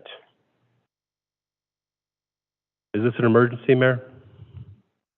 Yes. Emergency applies over and through. Can I get a motion to get it on the floor? So moved. Moved by Mr. Second. Sarah, second by Ms. Davis. Mayor Whitfield. Thank you, Mr. Chairman. And as many of you know, the radios have become a hot topic. We appreciate City Council approving this into the budget to utilize, $400,000 of our ARPA funds to be utilized for this new radio system. And today we're asking for the authority to enter into this contract and make the official purchase. As you know, this is an urgent need, and I'm not hearing this just from the leadership at the fire department, but also from folks on the ground level who shared with me the stories of battling residential fires, and that due to this older radio station, they've been unable to communicate with one another. So this is a life safety issue, and I trust them. I trust the dozens of firefighters around the county who've said that this is the right system that they need, and I appreciate your support. I'm moving urgently with this matter. Okay. Law Director Deary. Thank you, through you, Mr. Chair. Just to double check, this is a state purchasing or equivalent? Okay. All right. Thank you. Okay. Does anybody else have any discussion? Mr. Oswald? Through you, Mr. Chair, I'm not on the committee, but I was just curious if by chance the commissioners are still working on trying to get money for this. Is there a possibility we would get reimbursement for what we put in? Thank you. Anybody can chime in. Yes, I like that. Well, that question was, Mayor, if you want to weigh up, but I thought the question was weighed in on me. If the money was, if we utilized our funds to pay for this and acted for that, we would not, Mr. Plusk, if you could reiterate that we would not be able to be reimbursed for those. Is that a? No, I think what you had asked, if you're referring to your email, could the money be appropriated in some other line item if the commissioners chose to move ahead with the Harris radio? So my comment is that we could reappropriate the $400,000 if we don't spend it. But if we go ahead and purchase it, we can still be reimbursed, and then it would be reappropriated at that time. But the current $400,000, if you spend it, Yes. Okay. So we would have to be reimbursed to appropriate another $400,000, or just be reimbursed the ARPA fund if that were to happen. So. Okay. Mr. Tolet. Through you, also, there is a pending lawsuit by the contractor against the commissioners, which could have an effect on the outcome of this. So your question, I hate to answer it with a question or an unknown, but depending on what happens in that lawsuit, were the commissioners in violation of the law when they rescinded that purchase order, it could be dependent on that as well. Thank you. Is there any further discussion in regards? Call for the question. Call for the question. All those in favor signify by saying aye. Aye. Aye. Opposed, nay. Motion carried.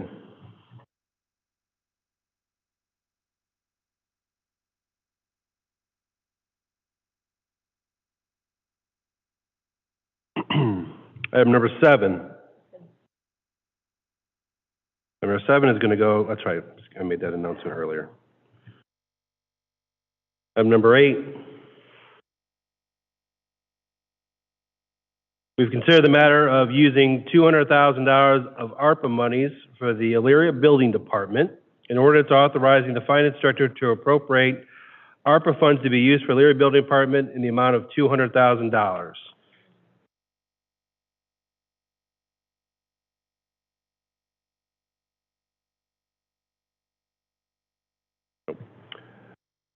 This is a referral made by Mr. Oswald.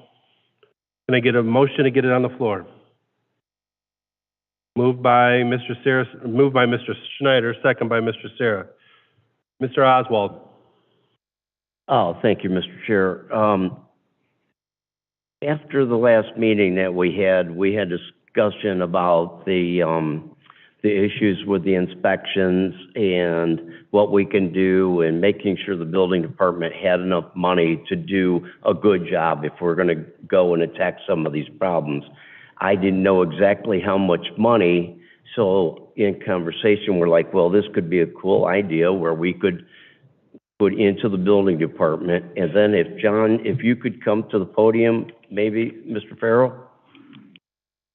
I don't know if you have the paperwork that we were working. So I got with Mr. Farrell, Mr. Pulaski, and then we were kind of going over some numbers that we had budgeted in the budget for what the building department wanted. So if you could go over those numbers with what we had incorporated last year and what we have this year, and then binding you, we did allow the building department to increase fees now because, you know, to help out the building department. So if you can get a gist of the money that we're sticking in to the building department right now, I can appreciate it. Mr. Farrell? Yes, through you, Mr. Chairman. In the payroll, the building department had 608,000 in salary and wages last year, and there's 909 budgeted this year. So my conversation with Mr. Oswald and excuse me, Mr. Farkas was if that was enough to eliminate the need for ARPA.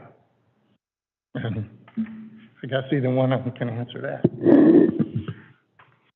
So I guess in the conversation was that, if I'm not correct, Mr. Farkas, you asked for so much money in the budget, and from what it sounded like that we give you everything that you wanted to do the job that you need to do. Am I correct? Mr. Chair, through you, the request is not just singularly towards hiring another person, which was in the budget to hire a new property maintenance person. I also had asked for a part-time person as well of $40,000. The request was multi-layered in regards to adding the additional fees. Because as I mentioned, we have a definite staff shortage of certified personnel that are leaving for other communities, and I wanted to raise our current wages to keep those certified personnel that are not only trained, but are versed in our department, and they know exactly how things are supposed to work. It also included hiring a full-time secretary of, again, a higher position to keep that person in lieu of having a, what I call an entry-level wage, which anyone in the union stays at this low wage is looking to jump to another department that is willing to pay $2 to $3 more. As soon as we get that person trained, I've been through 9 of these transitions with the secretarial staff. I was done. Because it creates a ripple effect of now we have a void, our primary secretary takes off, that means all staff now answers a phone, answers a counter, takes steps. So I asked to increase that. So all these different steps were geared to keep the people we have and show them, one, that we value them, but also try to hire somebody else. The ARPA money of $200,000, I have given this great thought. If we hire 2 people to do this potential downtown inspection, this inspection, they cannot be completed in a year. Past experience, this has gone on for at least 2, possibly 3 years due to the cycle that's involved of moving forward. It's very methodical. The red tape, as many of you may know, is quite extreme. I think it wouldn't be sustainable. It would be a one-off. I would hate to hire somebody, train them, get them certified, and then have them depart within a little over a year. I have also thought about if this money were gifted to the department, what else could I use it for? I've asked the staff, would they be open for overtime? I asked, could it Saturdays, Sundays? I asked for a commitment. How many would be interested in doing this? Because upon our current workloads, doing this downtown inspection wouldn't be feasible. Coming in on a Saturday, Sunday, or maybe staying late, I got a mixed review. Money isn't everything, apparently. I often thought about, if we do use this money, is it just singularly proposed for the downtown district? Could I perhaps use this funding for demolition? I would like to tackle some commercial buildings that are had dire need, that money could be consumed theoretically in one building, if gifted. So there are many things to ponder, but I don't want to say yes to this if I can't rely on council to grant and continuance of that additional funding for years to come. Because again, I would have people come in and train, and there's no guarantee they would stay. It would run out. Mr. Oswald? Sure, Mr. Chair. Well, the number that I was saying that you had additional in the building department, correct me if I'm wrong, John, but it looks like there's like an extra 300,000 and maybe a total of 466,000 that was in there. Go ahead, please. Yeah, through you, Chairman. Yeah, the 300,000 is in wages, and then there's another 100,000 roughly in benefits. So between the two, in the general fund, you're looking at $400,000. And as I was, and just a quick review, in building permits from 2021 to 2022, when the changes were made, the revenues have gone from 283,000 to 474,000. So I guess on the subject of sustainability, as long as those keep up, and you never know what all those permits entail, what construction projects and that go, but and this is a discussion we actually had with the mayor today. You know, when we're looking at any of these ARPA funds or anything that is for current expenses, you know, a rough number in the general fund, you know, we're budgeting $37 million in payroll on a $30 million revenue stream. So maybe $32 million. So at some point when the cash balance goes away, not just the building department, but sustainability for the services that we're providing currently, there's gonna be a broad discussion of that. And Mr. Oswald? Thank you, Mr. Chair. So I guess I'm doing the same thing. I'm starting to pull the reins back because I guess my first thought was I want to do everything we can do to give you the tools to do a great job. I know it's not going to happen in a year. I know it's going to take time. It was just, you know, here again, a quick thought, less what we can do, but I want you to kind of try to stay focused on seeing what we can do, because it's hard to come up with a program, you know, and you know you're going to get pushback from people that get inspections. I understand that. We have an issue that we have to try to figure out how we can work with the courts to make things a little bit better. That's my thought and was my goal, that if I gave you some extra help, maybe we could move these along. But yeah, just to have that extra money to pay in wages, yeah, what are we going to do next year? So I guess I'm pulling back and saying that I don't really think that we should, you know, spend the money out of the money. Right. So I guess, you know, in saying that, Mr. Oswald, I mean, the thought process was good. I see that when the conversations were happening at the last meeting, yeah, there's an issue out there with our property maintenance, but I think those conversations not only start with here, but having those conversations with the Leary Community Court about ways that we can kind of improve this situation and lean on them a little bit to kind of expedite some of these things that are in the queue that Mr. Farkas has talked about in doing that, and really the sustainability of how this program would go into effect, and after this money has been kind of gone through, where are we going to be at? So what I would recommend right now is that, you know, for tonight, discussion only. I think we really need to kind of set up a meeting with, you know, internally here again with the administration and Mr. Farkas, and try to get a game plan together to kind of set up a meeting with the Leary Community Court to kind of get a plan together, unified together to kind of help us with this. So, does anybody else have any conversations they want to add? Okay, so at this time, I think we're just going to remove this from the conversation. We'll put it in pending items, and we'll revisit it at a date to be determined. So I appreciate you bringing it to the attention of the committee, Mr. Oswald. Thank you.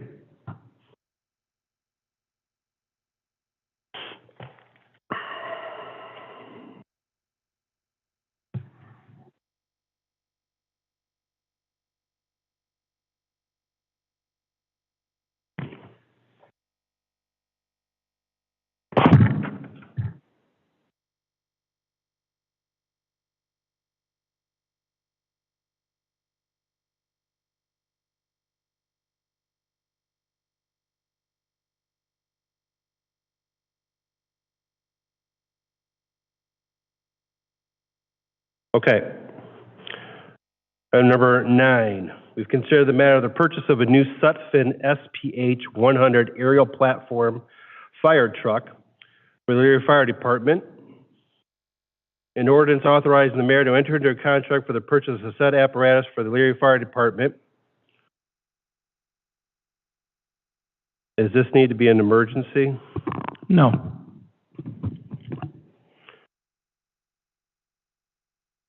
Can I get a motion to get it on the floor? So moved. Moved by Mr. Sierra, moved by Mr. Schneider, excuse me. Second by Mr. Sierra. Mayor Whitfield. Thank you, Council Prez. And, you know, this is one of those long-term pieces that we've talked about we need to address. The fire department has an aerial from 2009 that needs to get updated. We need to purchase a new one. So a part of what I'm hoping we can discuss today is, you know, how we're thinking about paying for this. You know, in regards to all the ARPA requests, you know, we've made the request to press pause for a second, allow for us to come up to have some discussions and hearings from all our departments and hear all the needs, as well as hear from our residents on the needs that they would like to see filled with these ARPA funds. You know, also we got this levy that we're trying to pass that could change a lot of things. So, you know, I'll make the commitment to coordinate these meetings to talk about this broader discussion around ARPA and creating this list of comprehensive list of needs that the city should consider funding, as well as the appropriate mechanisms to fund them. You know, some things it makes sense to distribute the cost across multiple years. For instance, this city hall building that we're in right now has been being paid for over 20 plus years or 20 years, and you know, we're utilizing this building, so it's right that we're helping contribute to pay for it. So I thought it would just be discussion tonight to talk about the need for this apparatus. I know some of you have gotten some inquiries from other folks about is this needed or not, and I wanted Chief to get a chance to express why this is a need, why we're considering this type of aerial or this type of ladder truck, and some of the pros and cons of why we're looking at it that way. Chief, did you want to make a comment? Law Director Deary wanted to make a comment before Chief Pernesti come up and explain the need. Just real quick, the apparatus. I would just comment for the panel, no disrespect to administration, but typically when it does come time for council to contract for a vehicle due to supply chain issues, and in these times, I would request that this matter, if it's not tonight, that it would be, at a later time, that this would be considered with an emergency clause, again, so that our order does get in the queue, if and when that should be. Thank you. Thank you, Law Director Deary. Chief Pernesti. Good evening. So I think I've expressed the need as far as the age of the current apparatus, and that the need is to get a similar type. I understand you received an email. I'm not going to comment on that unless you want to ask me questions on it. I will say this, that I took some of those things in there as a personal attack. I will say that I have dedicated myself to the fire department, to the citizens, for 34 years, going on 35. Everything I do is based on experience. Everything I do is based on what is right for the city, based on the fires I have fought in this city, on the fires that I have commanded. And many of you can go on YouTube and watch those. I feel that individuals that want to take shots, put a mask on, go to a fire, be a fireman, be a firefighter, run a fire. I've done those things. I've pulled out bodies, and I've also pulled out injured firemen. I know what we need. I know what's right, and it's based on tactical assessments on the fire ground. And that's all I'll say unless you have more questions. Does anybody have any questions for the chief? Mr. Tollett. Through you, Mr. Chairman, Chief Pernesti is a 35-year firefighter, second generation. He's who we go to as a city council for guidance. I'm looking at the firefighters, at the 3 firefighters in attendance, and I think we're pushing about 100 years between the 3 of them, real close of experience. It's a pretty special group. The other thing that I dug into a little bit more since this request came up, Sutphen, the company that produces this, started making fire trucks in 1890. It's the largest family-owned fire truck company in the world. What Chief Pernesti recommended to us is being sold right now, the exact model, to Davenport, Iowa, a city very similar to our size, just for ease of comfort that what we're getting is used in other cities similar to ours. So that's the first part of this. The second part, and this doesn't, I'm going to wait till Chief Pernesti finishes to get into the funding piece of this, but thank you, Chief. One other thing that was mentioned to you was that, you know, a report that was done in 2009. And some things have changed since 2009. I will tell you that in the body of that paragraph, one of the things talks about the staffing. Well, in 2009, and we got 2 guys here that have run fires with me. You know, in 2009, we went with what showed up at 8 o'clock. We did not have a minimum staffing. So apparatus, yes, it was built around 9, 10 people that we had on duty in those dark days. Our fire department has grown. Your fire department has really good leadership, okay? And I don't like to brag, but yeah, you know what? I put myself, I do a lot, and I put myself nonstop for the betterment of my men and the citizens, most importantly. We just hired the 70th and 71st firefighter. It's a thanks to you. It's a thanks to the administration. We have to go out the door with the proper equipment. I'm the subject matter expert that you go to, but I also point to my assistants, 2 of which are in this room, that I feel free, they can stand up and they can say the same things. My job is to make sure at 3 o'clock in the morning, when one of those 2 is out running a fire or an emergency, that they have the right equipment. This piece of apparatus also has to take the place of a rescue truck that in 2008, 2009, we were trying to smash into one piece of apparatus. We still have to do that, okay? There's no getting around that. We have to carry the proper equipment. So, you know what? That is all I will say. And at the end of the day, I'm going to be able to retire and say that I did everything I could for the fire department and the citizens. Anybody else, they can sit back and say whatever they want. And I'll let the citizens and my people decide on the legacy that I want to deliver to the fire department and the citizens. Thank you, Chief. Mr. Pulaski, what is the, so there's been conversations about different funding options. If ARP is chosen, what is that dollar amount? Do you know that? Yes, so the Sutphen Company, through you, Mr. Chair, has proposed, there's a preliminary proposal price of $1,819,965. So that's the cash price. They're giving us an option, 4 different options. Option 1, if we make a down payment of $454,991.25, they'll knock off $13,554.95 off the asking price. Option 2 is if we make a down payment of $909,982.50, and these down payments, I assume, are upon signing of the contract. They would knock off $27,109.90 off the asking price. Option 3, with a down payment of $1,364,973.75. They would knock off $40,664.84 off of the asking price of $1,819,965.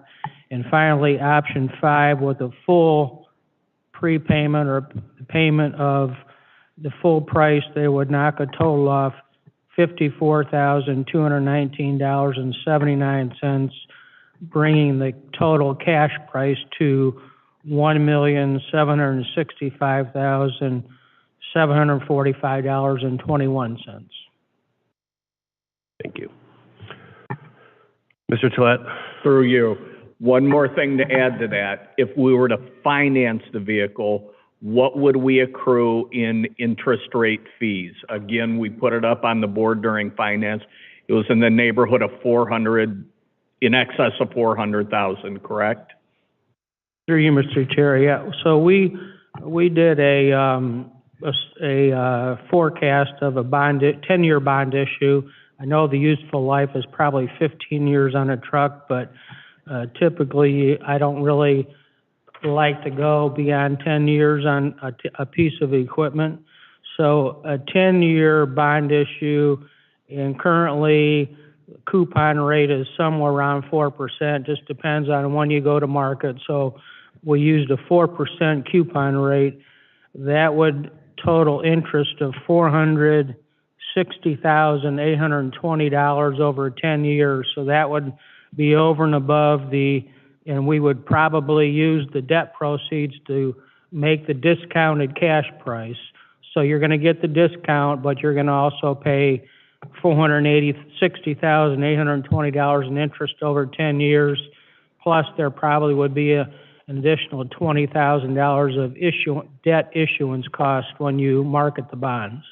Thank you, Mr. Pileski. Then I think it's pretty obvious. To protect issue weight, we're better off to use ARPA funds, showing to the taxpayers that we're being frugal with their money and saving them this amount of tax dollars. Thank you. Ms. Mitchell? Thank you, Mr. Chair. I'm not on the committee, but if I may ask Chief Perneski a question. If I have any questions about the fire department, I'm going to ask you and not the email writer. I trust you, I know you, and I know that you care deeply about the city.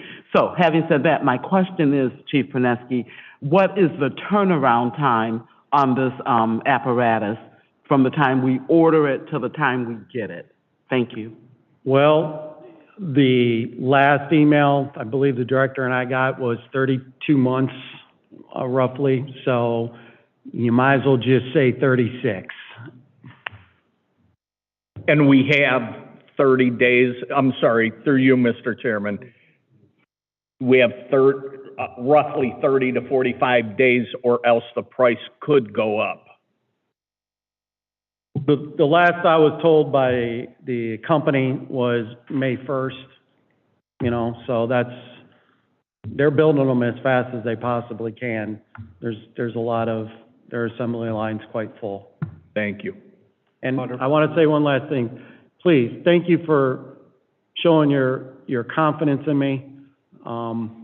It makes the department, I don't care about me, it makes my firemen feel better when you say those things. And so I appreciate it. And if you wanted to reply back, I'd appreciate that too. One more before let me have Law Director Deary, she wanted to weigh in. Just through you, Mr. Chair. So just for my own clarification, as well as, well, hopefully the panel's, Chief or Director, Mayor, Director Pileski, so the prices quoted, or the figures quoted, I should say, those are locked in more or less for May 1st? Is that what we're dealing with, the May 1st date? I mean, at least for this? Yes. Okay. And just for the panel,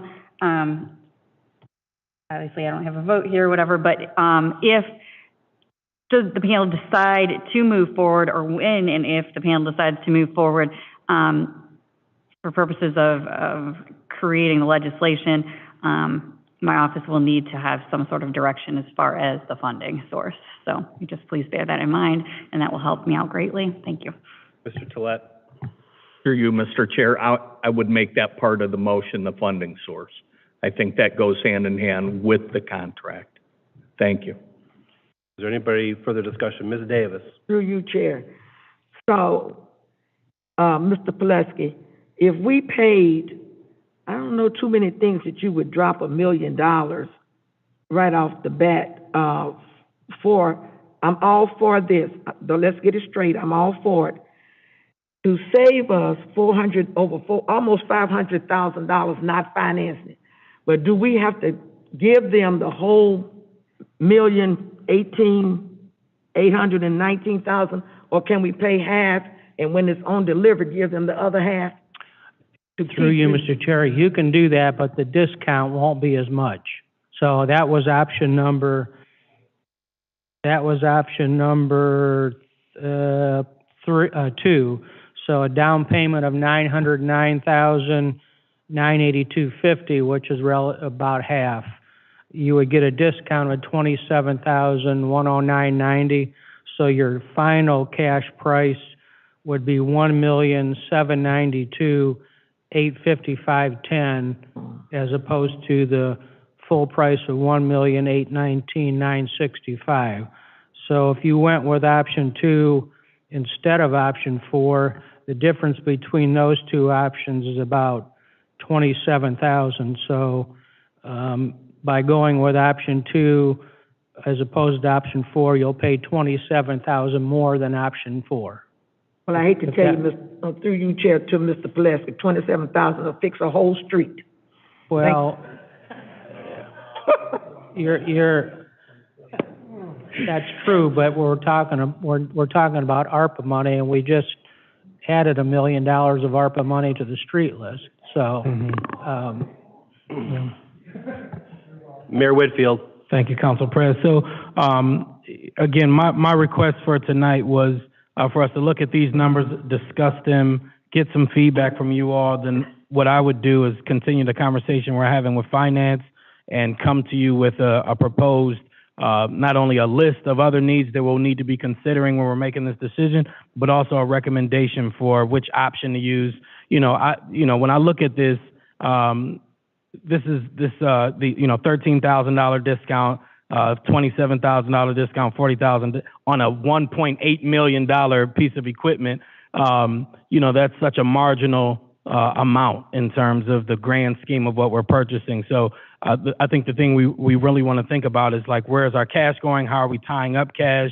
Again, thinking about these other needs that we're going to have in the city and what's the right way to pay for it. We may end up down at the same place a couple weeks from now, where we end up saying, yep, it ended up being ARPA and we're going to go with one of these options. I just would ask for the opportunity to continue to meet with finance and be able to bring that back to you all, because we just got out of the budget, so we just haven't had the time to really dive into this the way I'd like to.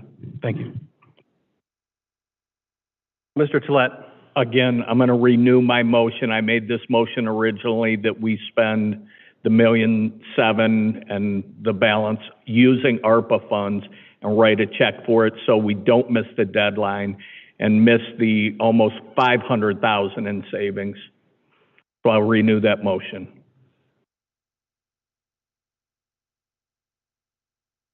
And that would be an emergency. An emergency, correct. Through you, Mr. Chair, so is that motion option 2 or option 4? 4. So we should make this part of the committee report? Through you, Mr. Chair, if I understand, and please, Mr. Smollett, correct me if I'm not restating this, my understanding would be the motion would be to authorize the entering into the contract. It is state purchasing or an equivalent, that's my understanding, and to fund it utilizing ARPA and with an emergency clause. Is that correct? That's correct. And Chairman, when you get a chance.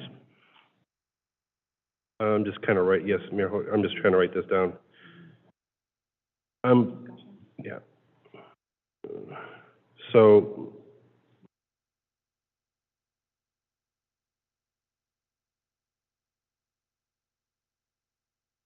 Mr. Pileski, I'm going to ask you to confirm this because I'm making the dollar amount. Just because there was a motion, I want to make sure that that dollar amount is part of the motion. So, okay.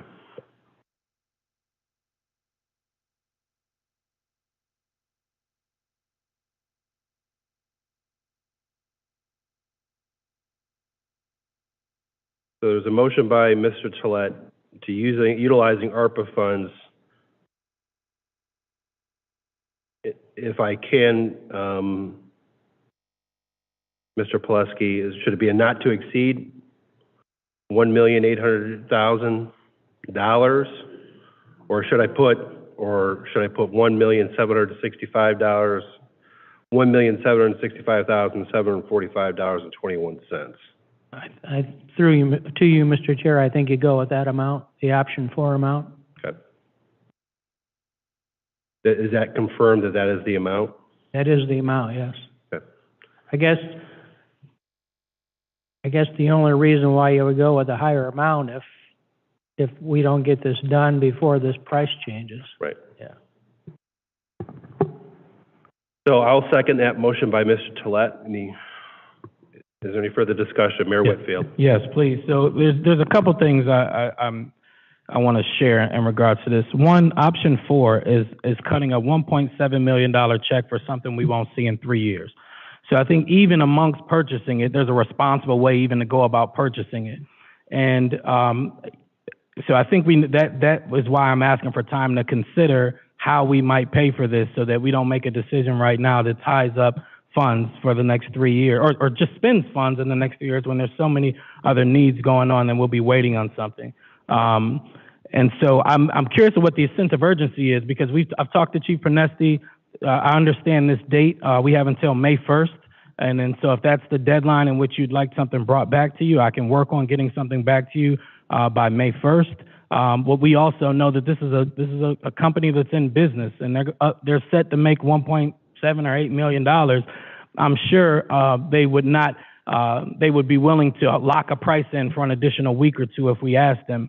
So I don't think there's a need to rush and have this sense of urgency that we're perpetuating with today, and I think we'll regret moving with such haste for something that we've already talked internally about the need to have this. And again, it's hurry up and wait. If you make a decision today, yes, let's rush and do it. You're still waiting 3 years to get it. So I just would ask again to give us a chance to come back to you all with a more comprehensive plan for how we can fund, all the needs in the city, including this. Well, the timeline's not going to change. It's still going to be 3 years. So if we're going to sit here, we're going to contemplate spending over that 10-year period. If we could look at these different options and paying $400,000 as compared to over that course of that 10 years, instead of making a payment of $1,765,000, to me, we've had this discussion throughout the budget process that Chief Pernesti has brought before in discussions. I've had discussions with him. You've had discussions with him, as has the Safety Service Director, the Finance Director. I don't know, for me, as far as delaying the process here. We have the funds to utilize. We should use the ARPA dollars. That's what it's used for. This is an asset that we're going to be utilizing for many years to come.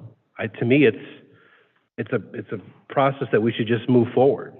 And then what about when there's more, through you, Chairman, what about when there's more requests that come as a result of this, and now we've already spent down these funds, when there's a list of other things that we also need to fund as well? Well, when that list comes through, we'll evaluate it at that time. But it would be too late if we've already cut a $1.7 million check out of the ARPA fund. Yeah, I know. To your point, this is a need. And for us to sit there and... Is it an urgent need, though? Yes, it is. Yes, it is. That's based on you, not the expert. The expert we've spoken to. The expert is right over there. Yes. And ask him, does he need us to make this decision tonight? Or the committee. I'm going to make it, the committee's going to make it. Exactly. So you just contradicted what we talked about earlier, trusting the experts and listening to them, and now you're saying, I'm just going to go ahead and do The message that was made very clear by Chief Pernesti is that this is an apparatus that is a need for the fire department. I agree. He has two persons over and through here. Why are we delaying it? Again, all I'm asking for is time to consider how we could fund it. We recognize it's a need. We know it's a need. All I'm asking for 2 weeks of consideration and figure out how we can fund and come back to you with a plan for it. We just literally haven't had the time to be able to sit down and talk about a way to potentially fund this. That's it. I'll call for the question. Ms. Sawerka. Please state your name and address for the record. Mary Ms. Sawerka, 119 Fresno Court. Okay. I wear many hats here tonight. Right now, I'm a citizen who lives here in this community and wants to make sure that the best equipment is given to every department that you have. I think the most salient point that was made tonight was made by Mr. Tollett just a few minutes ago, that you are saving nearly $500,000 in interest. Now, that should be on the bumper sticker to pass issue 8, that you've made a conscious decision to make a very sound financial decision to buy something and making sure that every single one of those monopoly dollars is counted. I would urge you to, you've got the dollars, order the truck. Thank you.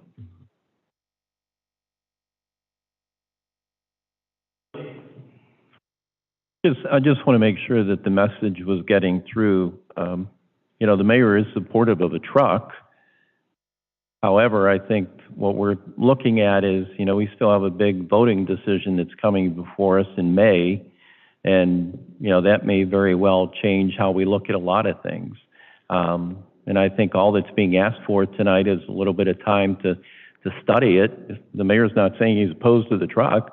He's just simply saying, you know, we just came out of a budget cycle here where we had to really digest a lot of information, and we're just wanting to have the conversation about, is this an important item? You bet it is. But there's lots of important items that need to be discussed. But, you know, depending upon how this vote comes out in May, that can change a lot of thoughts about where the money needs to go. Not saying it's not important. It is important. I think that's been acknowledged.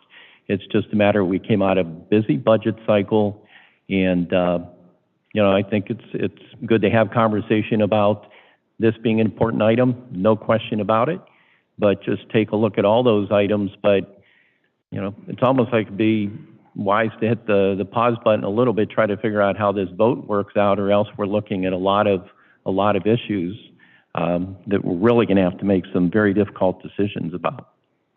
Mayor Westfield? So through you, Council President. So I will say that is where I've been at and have been at, is in terms of, let's see how this levy plays out. But I recognize after talking with finance that we got to make this purchase no matter what. This is something we need to purchase, et cetera. That's why I'm just asking for a short window of time to just figure out the right mechanism for us to pay for it. I'm not suggesting we finance it or any of these. I just want time to look at them so I can then bring it back to you and say, all right, after thinking about the comprehensive list of things that need to get paid, here's what we recommend. So that's all I'm asking for today, is just a couple weeks to be able to review this, you know, have more conversations with finance, create this comprehensive list so you can kind of see in context of other things that we need to purchase, and then present that to you.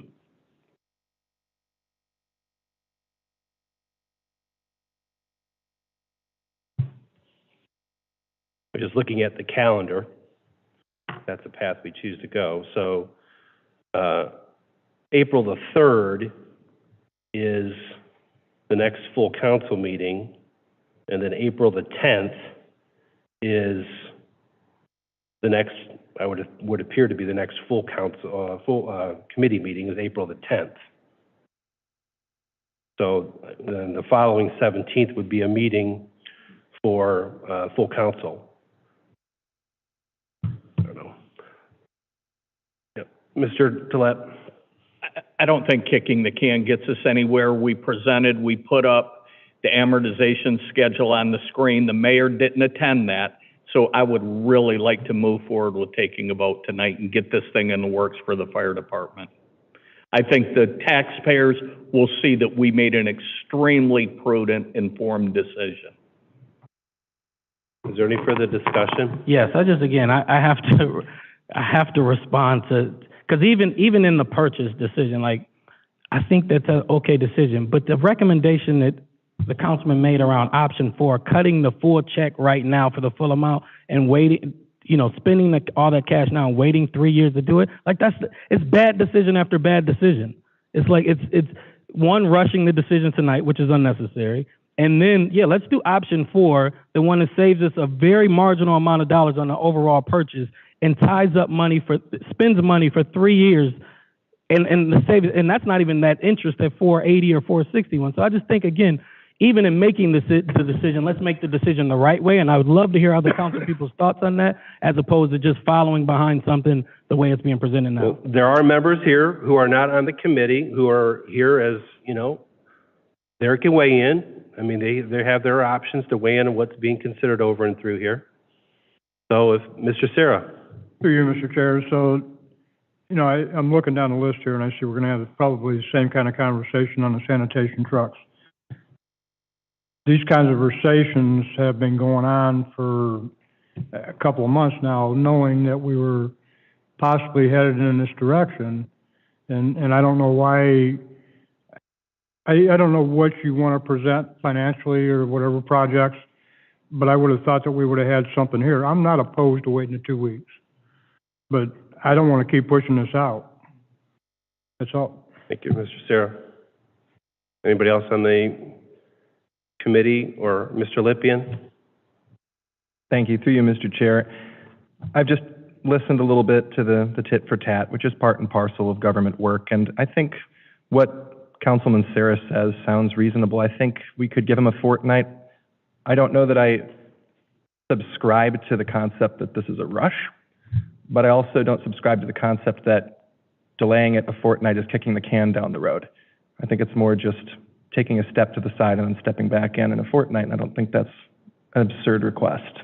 So, Law Director Deary. Through you, Mr. Chair.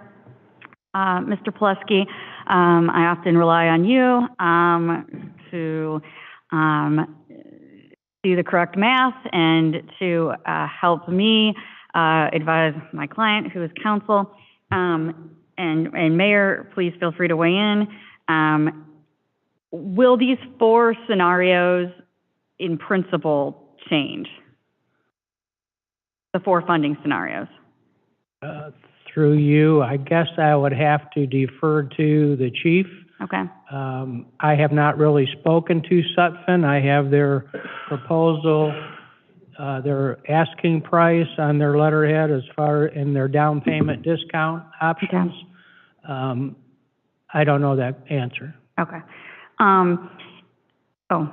Director Lundy, I'm sorry. But I would say one thing to consider is that if we were to issue bonds, so there's a time frame for that also. So if you were to finance the truck and authorize me to issue bonds, the ordinance would take 30 days to go into effect.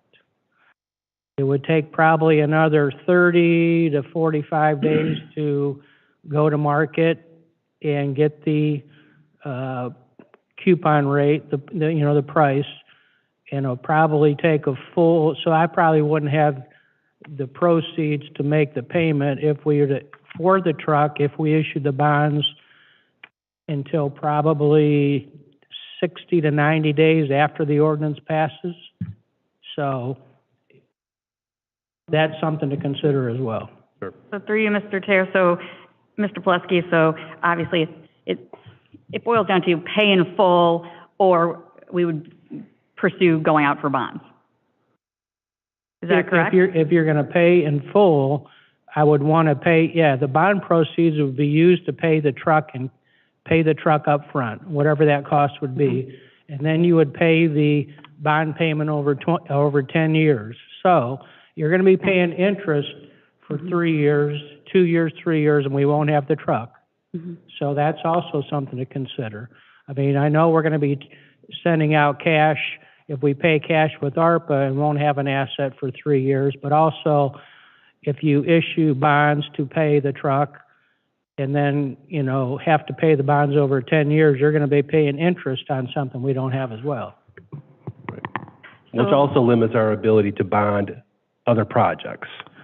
Again, and through you, Council Pres, again, that's the assumption that what we're gonna present is a bonding option. These options here, there was a middle option there between all upfront right now cash and bonding, which are these options we have here. And again, also the resource that we utilize to pay for it. Those are all things that we wanted to bring back to you all, but I think Mr. Chair, Mr. Plesky, we're going to pay through it, and the details could change, but it's either going to be through some kind of bonding for financing, where there will be interest payments. Obviously, the exact amounts could change based upon how long and what the interest rates are, et cetera, or find the money to pay up front. Is that correct? That is correct. Okay. So whether we're either going to use existing cash, and that would be ARPA fund to pay cash for the truck, or you issue bonds, use the bond proceeds that you get from the investors who purchase the bonds, use those proceeds to pay off the truck up front, but then you pay off the bond investors over a 10-year period. And Director, can you speak to what these options are, though, Director Pileski? These payment options, because that's the middle piece to this. It's not just all cash out. It's a down payment and there's a payment. I mean, I went through those, but yeah, option one is a down payment of. No, I guess I'm sorry. What I'm referring to is like Director Deary painted the picture that there's all cash right now, pay out, or we finance. And I'm saying there's a middle option where we make a down payment and there's a payment schedule, which is what this document is. Right. So, you know, if we issue bonds, we're going to issue the total amount of somewhere around 1.75 million, 1.8 million, whatever that might be, you know, depending on the issuance cost. So when that money comes into me, when the investors buy the bonds. So we get the bonds. I'm just saying this option should be considered as well, that there's a payment schedule that doesn't have anything to do with bonds. That's this one, where we would pay a down payment, right, and then there'd be a schedule of payments. Yeah, there's options. There's a down payment, but again, you have to, if you're going to issue bonds, you're going to issue the entire amount. But you're saying if we pay existing cash, yes, we can follow any one of those options. Yes. As opposed to the full check coming out right now, we can put a down payment and have a payment schedule to pay I went through those earlier, so. And I just want to make sure that's clear, because that's what I'm asking, just for the time. Instead of having the sausage making right here, we would be in the office working on this and then coming forward with which option we recommend, as well as which funding mechanism in our budget that we would use to fund it. So would you like me to go through those options again? Through you, Mr. I will. Chair, just one thing, but we would still need to do an encumbrance. Yes. And we'd still be on those ARPA time constraints. When you purchase something, you have to encumber, if you enter into a contract, you have to encumber the entire amount of the contract. Yes. And then if you make a down payment, then that comes off of the encumbrance, but the encumbrance remains open for the balance. So, but you have to set aside the money when you enter into the contract. My last comment, because I just want to make sure it's clear where I'm coming from on this, is that I think we have a very unique opportunity, which I've said before. We had $18 million come to the city that was not planned for. We have a unique opportunity to do something significant for our city, for our residents. We've already done things to support small businesses. We just did the home beautification program that launched today. There's a number of needs. We've heard people come before a council and say they had other ideas as well. And I just want us to consider everything before we start. This ARPA money should not burn a hole in our pocket. And I just want us to consider, what is all the needs in the city and what's the best way to fund them. And again, we might end up in the same place on this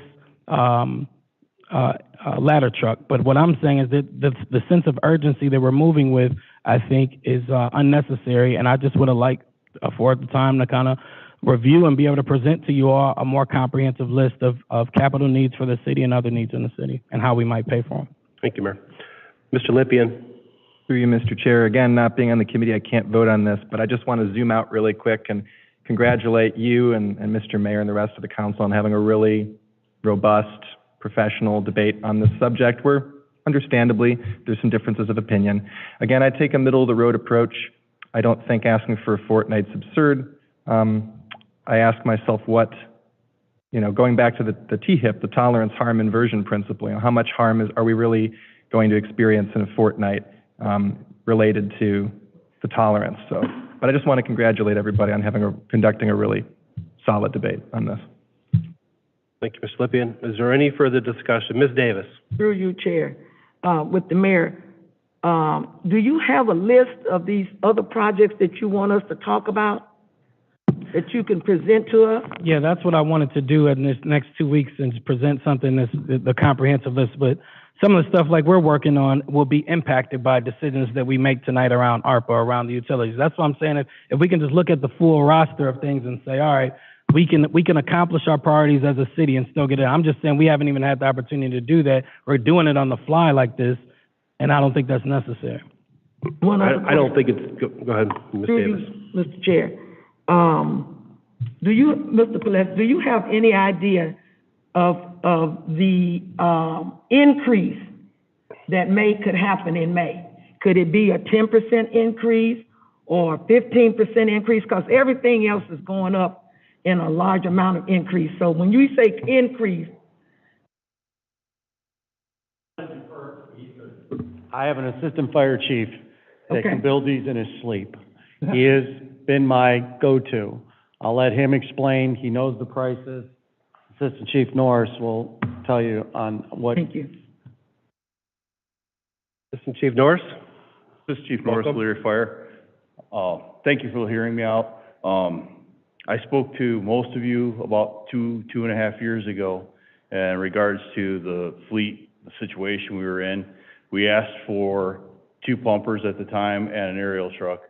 You guys were gracious enough to give us the 2 pumpers, one initially and then the second one fairly soon after that. When we started this process about 2.5 years ago, the ladder truck that we're asking for, this aerial device, was $1.4 million, and the waiting time frame was somewhere between 16 to 18 months. With COVID and all, it's expanded to between 30 and 36 months, and it's gone from 1.4 to 1.8 million. There was a generally accepted percentage rate, about 6% annually, was what the typical manufacturers would increase in. Now, they no longer just do it annually, they're doing it incrementally throughout the year. When their prices come out or are passed on to them, they immediately pass them on to the customer.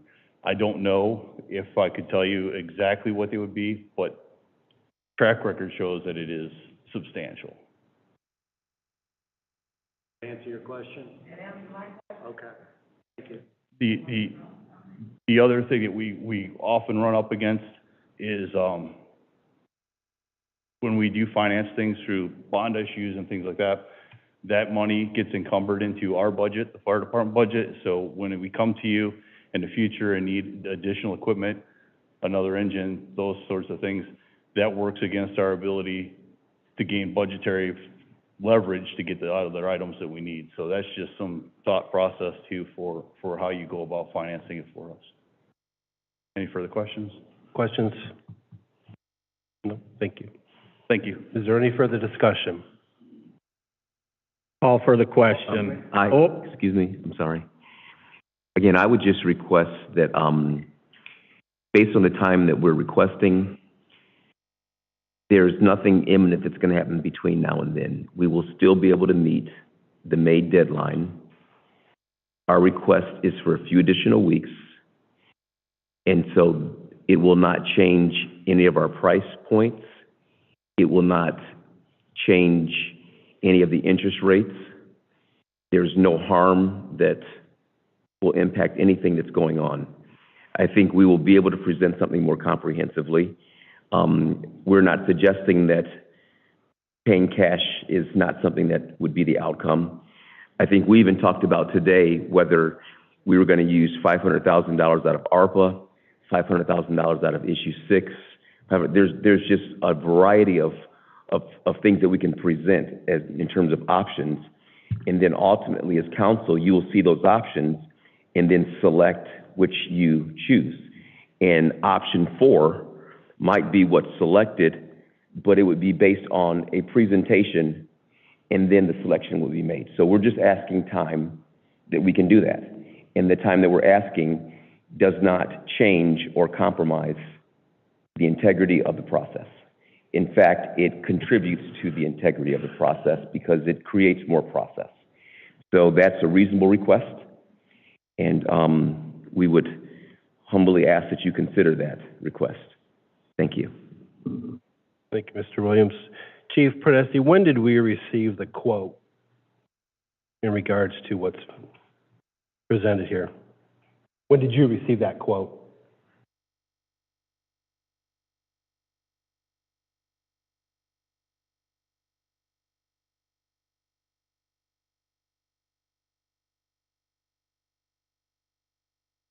So March the 8th, this is March 27th. When did the administration when did you give the copy of that to the administration? Yeah, it's not about receiving the information. It's about when we had a chance to have an open discussion like we're trying to do in 2 weeks from today. Because again, when we talk about how to fund it, we don't disagree that this is a need. This is about how we fund it. And if you remember, that's one of the reasons I kept saying, let's pass the budget so that we could move on to other parts of the discussion.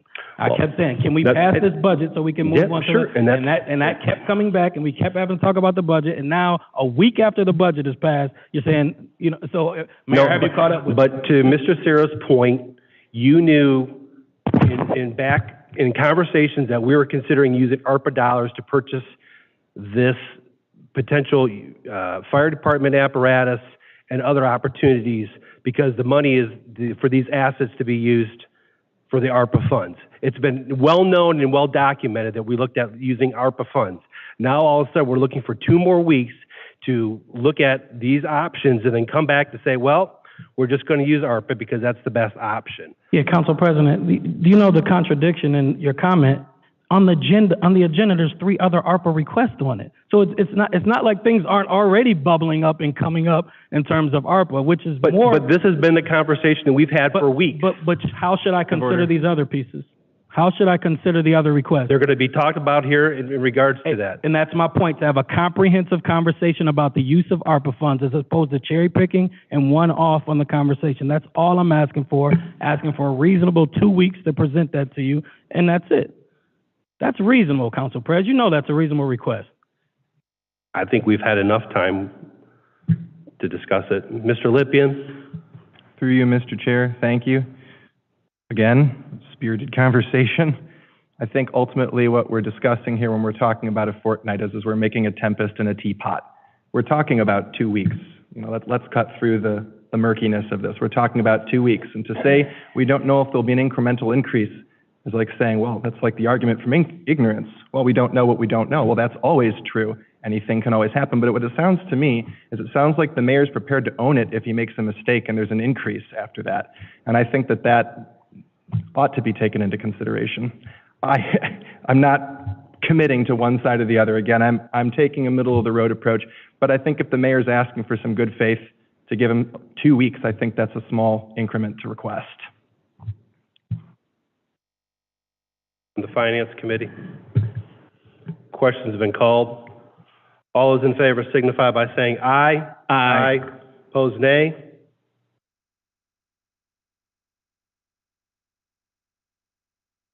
I guess it's going to go as a roll. Wait. So a roll call vote. Roll call vote. Okay, roll call vote for Finance. Mr. Tolet? Aye. Mr. Serra? Aye. Mrs. Davis? Aye. Mr. Snyder? Aye. Mr. Stewart? Aye. 5 ayes. Report passes.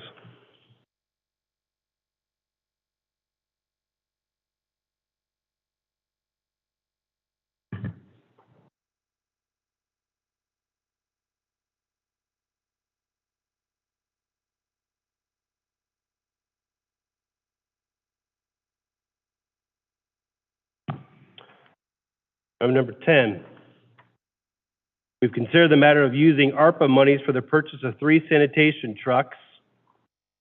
An ordinance authorizing the finance director to appropriate $1,300,000 of ARPA funds for the said purchase of 3 sanitation trucks. Can I get a motion to get it on the floor? Moved by Mr. Schneider. Second. Second by Ms. Davis. Mr. Tolet? Yes, going back into 2022, we knew we had the need, again, not the want, for sanitation trucks. We had one removed from the budget last year. We've got an immediate need for 3 additional sanitation trucks. I totally agree with the mayor. These ARPA funds, this is a one-time shot. We spoke tonight about our sanitation fund and how we continue the need to assist the sanitation fund. This capital purchase for the sanitation department would assist in us maintaining our rates to the general public. So again, we have the same option. We can either bond them out. We're going to be in that same, this is $1.3 million. It's what they cost. We're going to be in the same range of, call it 350,000 estimated, or we can write a check for them today, save that money for the taxpayers, and hold rates the best that we possibly can on sanitation. That's my personal thinking behind that. I hope the committee agrees. Thank you, Mr. Stewart. Mr. Tolet, would this be an emergency? Yes. Does the motion concur? Does the second? Concur. Is there any further discussion of what's being proposed tonight from the Finance Committee? Ms. Davis? Through you, with these 3 new sanitation trucks, what are we replacing? Older trucks. Older trucks. We're at the very end. We're at the very end life. And there's, just so you know, there's a couple different types of sanitation trucks. There's rear load and side load. The need right now is 2 side loads, 1 rear load. Again, because we're in COVID economics, we're about 24 to 28 months out on these trucks in getting them in. Again, they might show up in 22 months, but what I'm being told is roughly 24 months on these. Thank you. Ms. Davis? Through you again, Chair. Does Mr. Pileski have a breakdown of what we just talked about with the fire truck? Do we have a breakdown of these 3, the cost if we go a bond versus paying half or paying down on them, or what? Well, through you, Mr. Chair, I have not seen any options with the purchase of these sanitation trucks. I don't even believe I've seen the actual purchase proposal.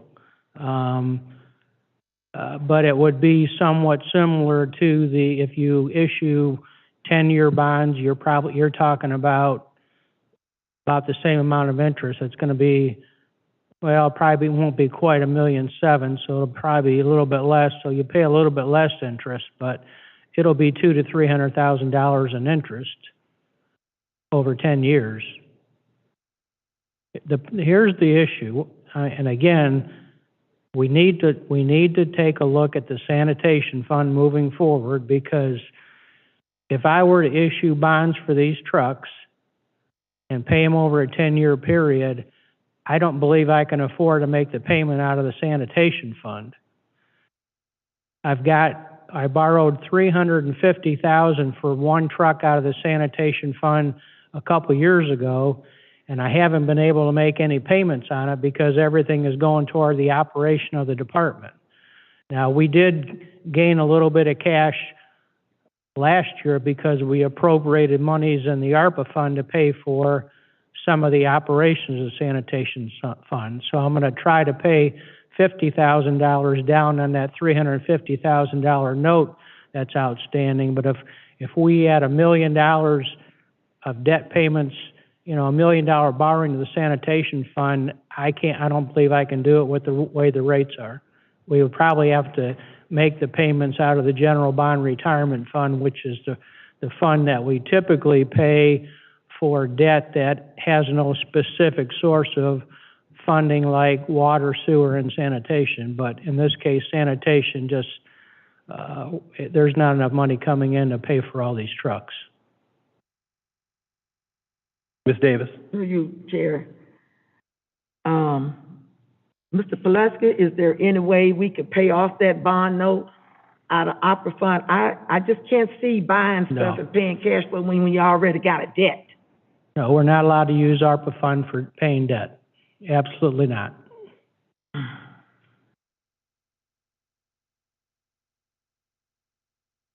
I got a problem with this.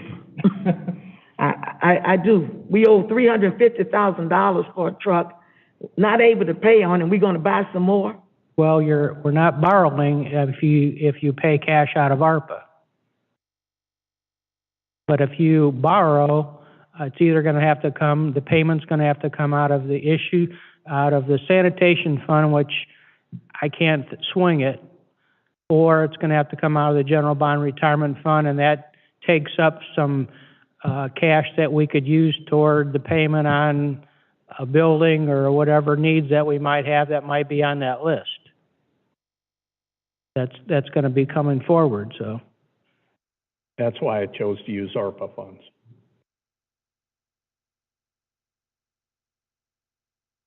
I don't know the need for the trucks. Obviously I don't run the sanitation department. I'm just telling you that the sanitation fund has been struggling for some time. I don't believe we've increased rates since 2019.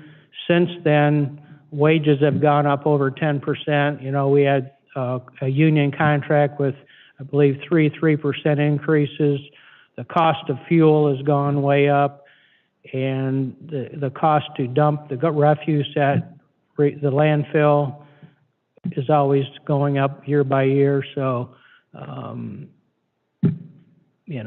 it's just, we have to take a look at the sanitation fund and the operation itself. Thank you, Mr. Pulaski. They're not splashy, what we're trying to do, but we're trying to put assets back into the city that there's a need.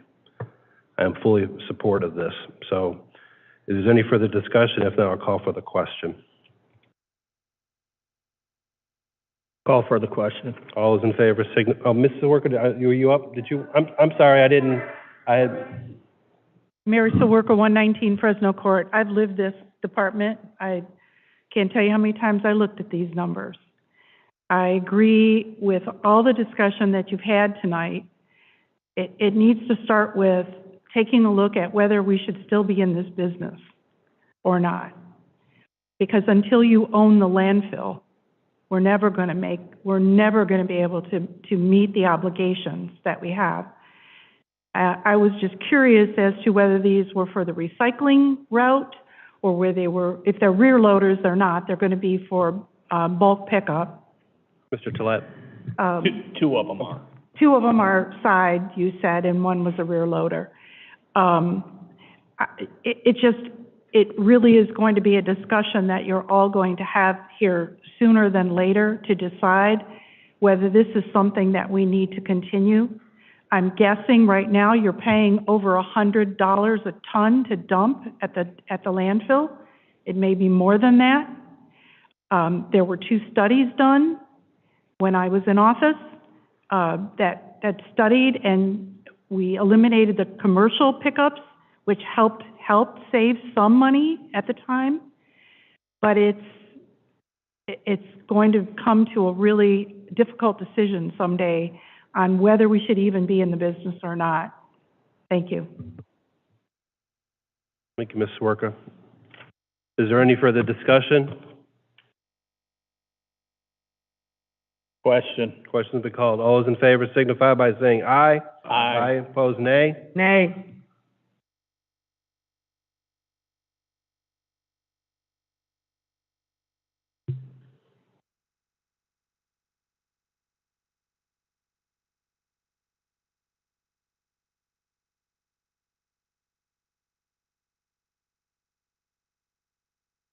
Through you, Mr. Chair, this matter will also be going to utilities as well, just for the record. This matter has also been referred to the Utilities Committee as well, just for the record.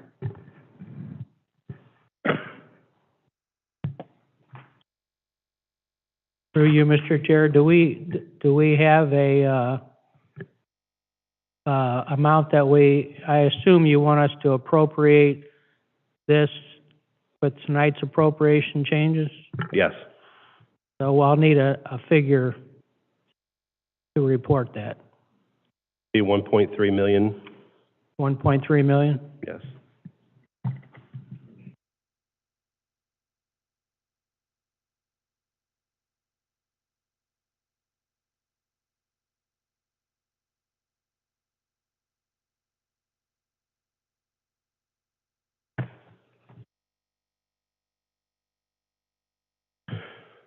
Okay, final on the agenda is number 13. We've considered no, this is tabled. Last one. Items 11 and 12 have been tabled.